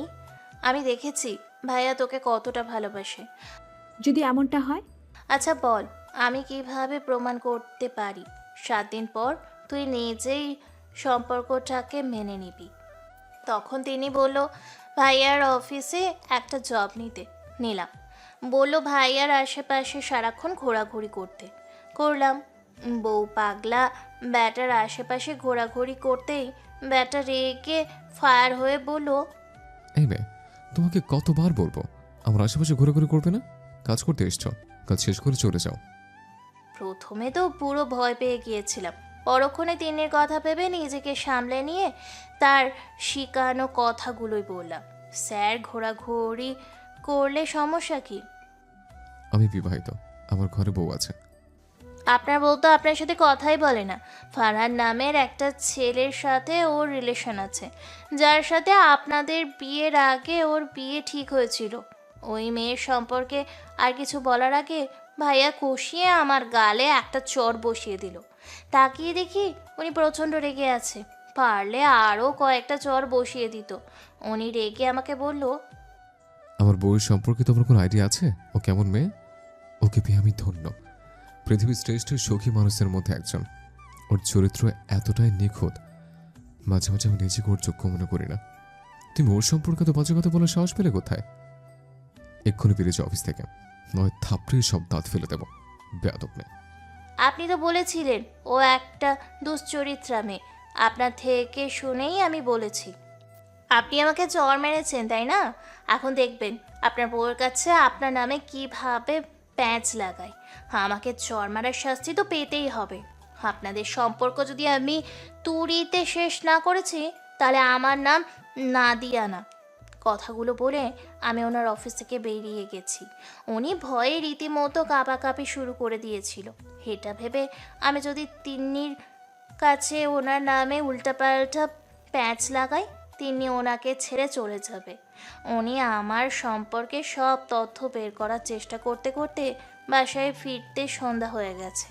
আমি যখন তোমাদের বাসায় আসছি, আমাকে দেখে মনে হয় ভয়ে ভাইয়ার পুরো কলিজার পানি শুকাইয়া গেছে। বলে নাদিয়া হো হো করে হেসে দিল। আনহা তিন্নির সামনে এসে হাঁটু গেড়ে বসে তার দু হাত ধরে করুণ দৃষ্টিতে তাকিয়ে বলল, ভাবি, এবার কি আমার ভাইটাকে ক্ষমা করা যায়? আমি জানি ভাই অনেক কষ্ট পাচ্ছে। তিন্নির চোখ দুটি ছলছল হয়ে আসছে। সে আজ আবারও শর্তে হেরে গেছে। হেরে গেছে আরাফের প্রতি তার ঘৃণা, জিতে গেছে তিন্নির জন্য আরাফের হৃদয় উজাড় করা ভালোবাসা। এত ঘৃণা, অবহেলা, অবজ্ঞার পরেও আরাফ তাকে এতটা ভালোবাসে ভাবতেই তিন্নি স্বস্তির নিঃশ্বাস নিল। যে আরাফ মুহূর্তের মধ্যে তার আত্মসম্মানকে দুমড়ে মুচড়ে শেষ করে দিয়েছিল, আর সে আরাফ তার আত্মসম্মানে একটা আঁচ লাগতে দেয় না। তার সম্পর্কে একটা বাজে মন্তব্য শোনার জন্য প্রস্তুত না। আরাফের মতো একজন জীবনসাথী থাকতে আর কি বা চাওয়ার থাকতে পারে তার। তিনি চোখ দুটি বন্ধ করে আন্নাকে বলল, এত সহজে কি ক্ষমা করা যায়? ভাবি প্লিজ। এই, তুমি কি মানুষ নাকি অন্য কিছু? এত কিছুর পরেও বলছিস ক্ষমা করা যায় না? আমি কখন বললাম ক্ষমা করিনি? কথাটা বলে তিন্নি নাদিয়ার দিকে তাকিয়ে আছে। তিন্নির চোখে নোনা জল টলমল করছে। এই নোনা জল কষ্টের না, পরম সুখের। নিজের ভালোবাসার মানুষটাকে আজ আপন করে নিতে পারবে অটুট বিশ্বাস আর ভালোবাসার সাথে। সেই সুখে কাঁদছে তিন্নি। আন্না তাকে কাঁদতে দেখে বলল, তুমি কাঁদছো কেন ভাবি? কিছু কান্না মানুষের সুখ আর আত্মতৃপ্তি থেকে আসে আনহা। নাদিয়া তিন্নির দিকে তাকিয়ে ভ্রু নাচিয়ে বলল, তোর মনে তো সুখের রঙ্গ লেগেছে, আর আমি যে এত কষ্ট করলাম, বিনিময়ে আমি কি পেলাম? কি চাই তোর? তোর জামাই আমাকে কতবার কুটনি বলেছে, তার জন্য তুই আমার হয়ে প্রতিশোধ নিবি, বুঝলি? তোর জামাইকে বলবি আমাকে বাসায় গিয়ে সরি বলতে।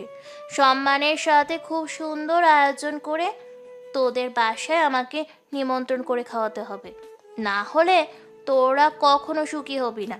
এটা আমার অভিশাপ। ভাবি, খাবারের আয়োজন করো তো। আপুকে নিমন্ত্রণ করে এক্ষুনি খাইয়ে দিই। আমি চাই না আমার ভাইয়া ভাবির সংসার গড়ার আগেই মিটে যাক। আন্নার কথা শুনে তিন্নি আর নাদিয়া দুজনেই হেসে দিল। নাদিয়া হাসতে হাসতে বলল, আরে বাবা, আমি দুষ্টুমি করছি। আচ্ছা, আজকে আসি। রাতের খাবারটা খেয়ে যা। না, এখন তোর জামাই আমাকে সরি বলবে, তখন খাবো। আমি তাহলে ওনাকে ডেকে নিয়ে আসি। এখন না, আগে কিছুক্ষণ ভাইয়াকে জ্বালিয়ে নে, তারপর। বলে নাদিয়া চোখ টিপ মেরে হেসে দিল। আন্না আর তিন্নির থেকে বিদায় নিয়ে নাদিয়া চলে গেল।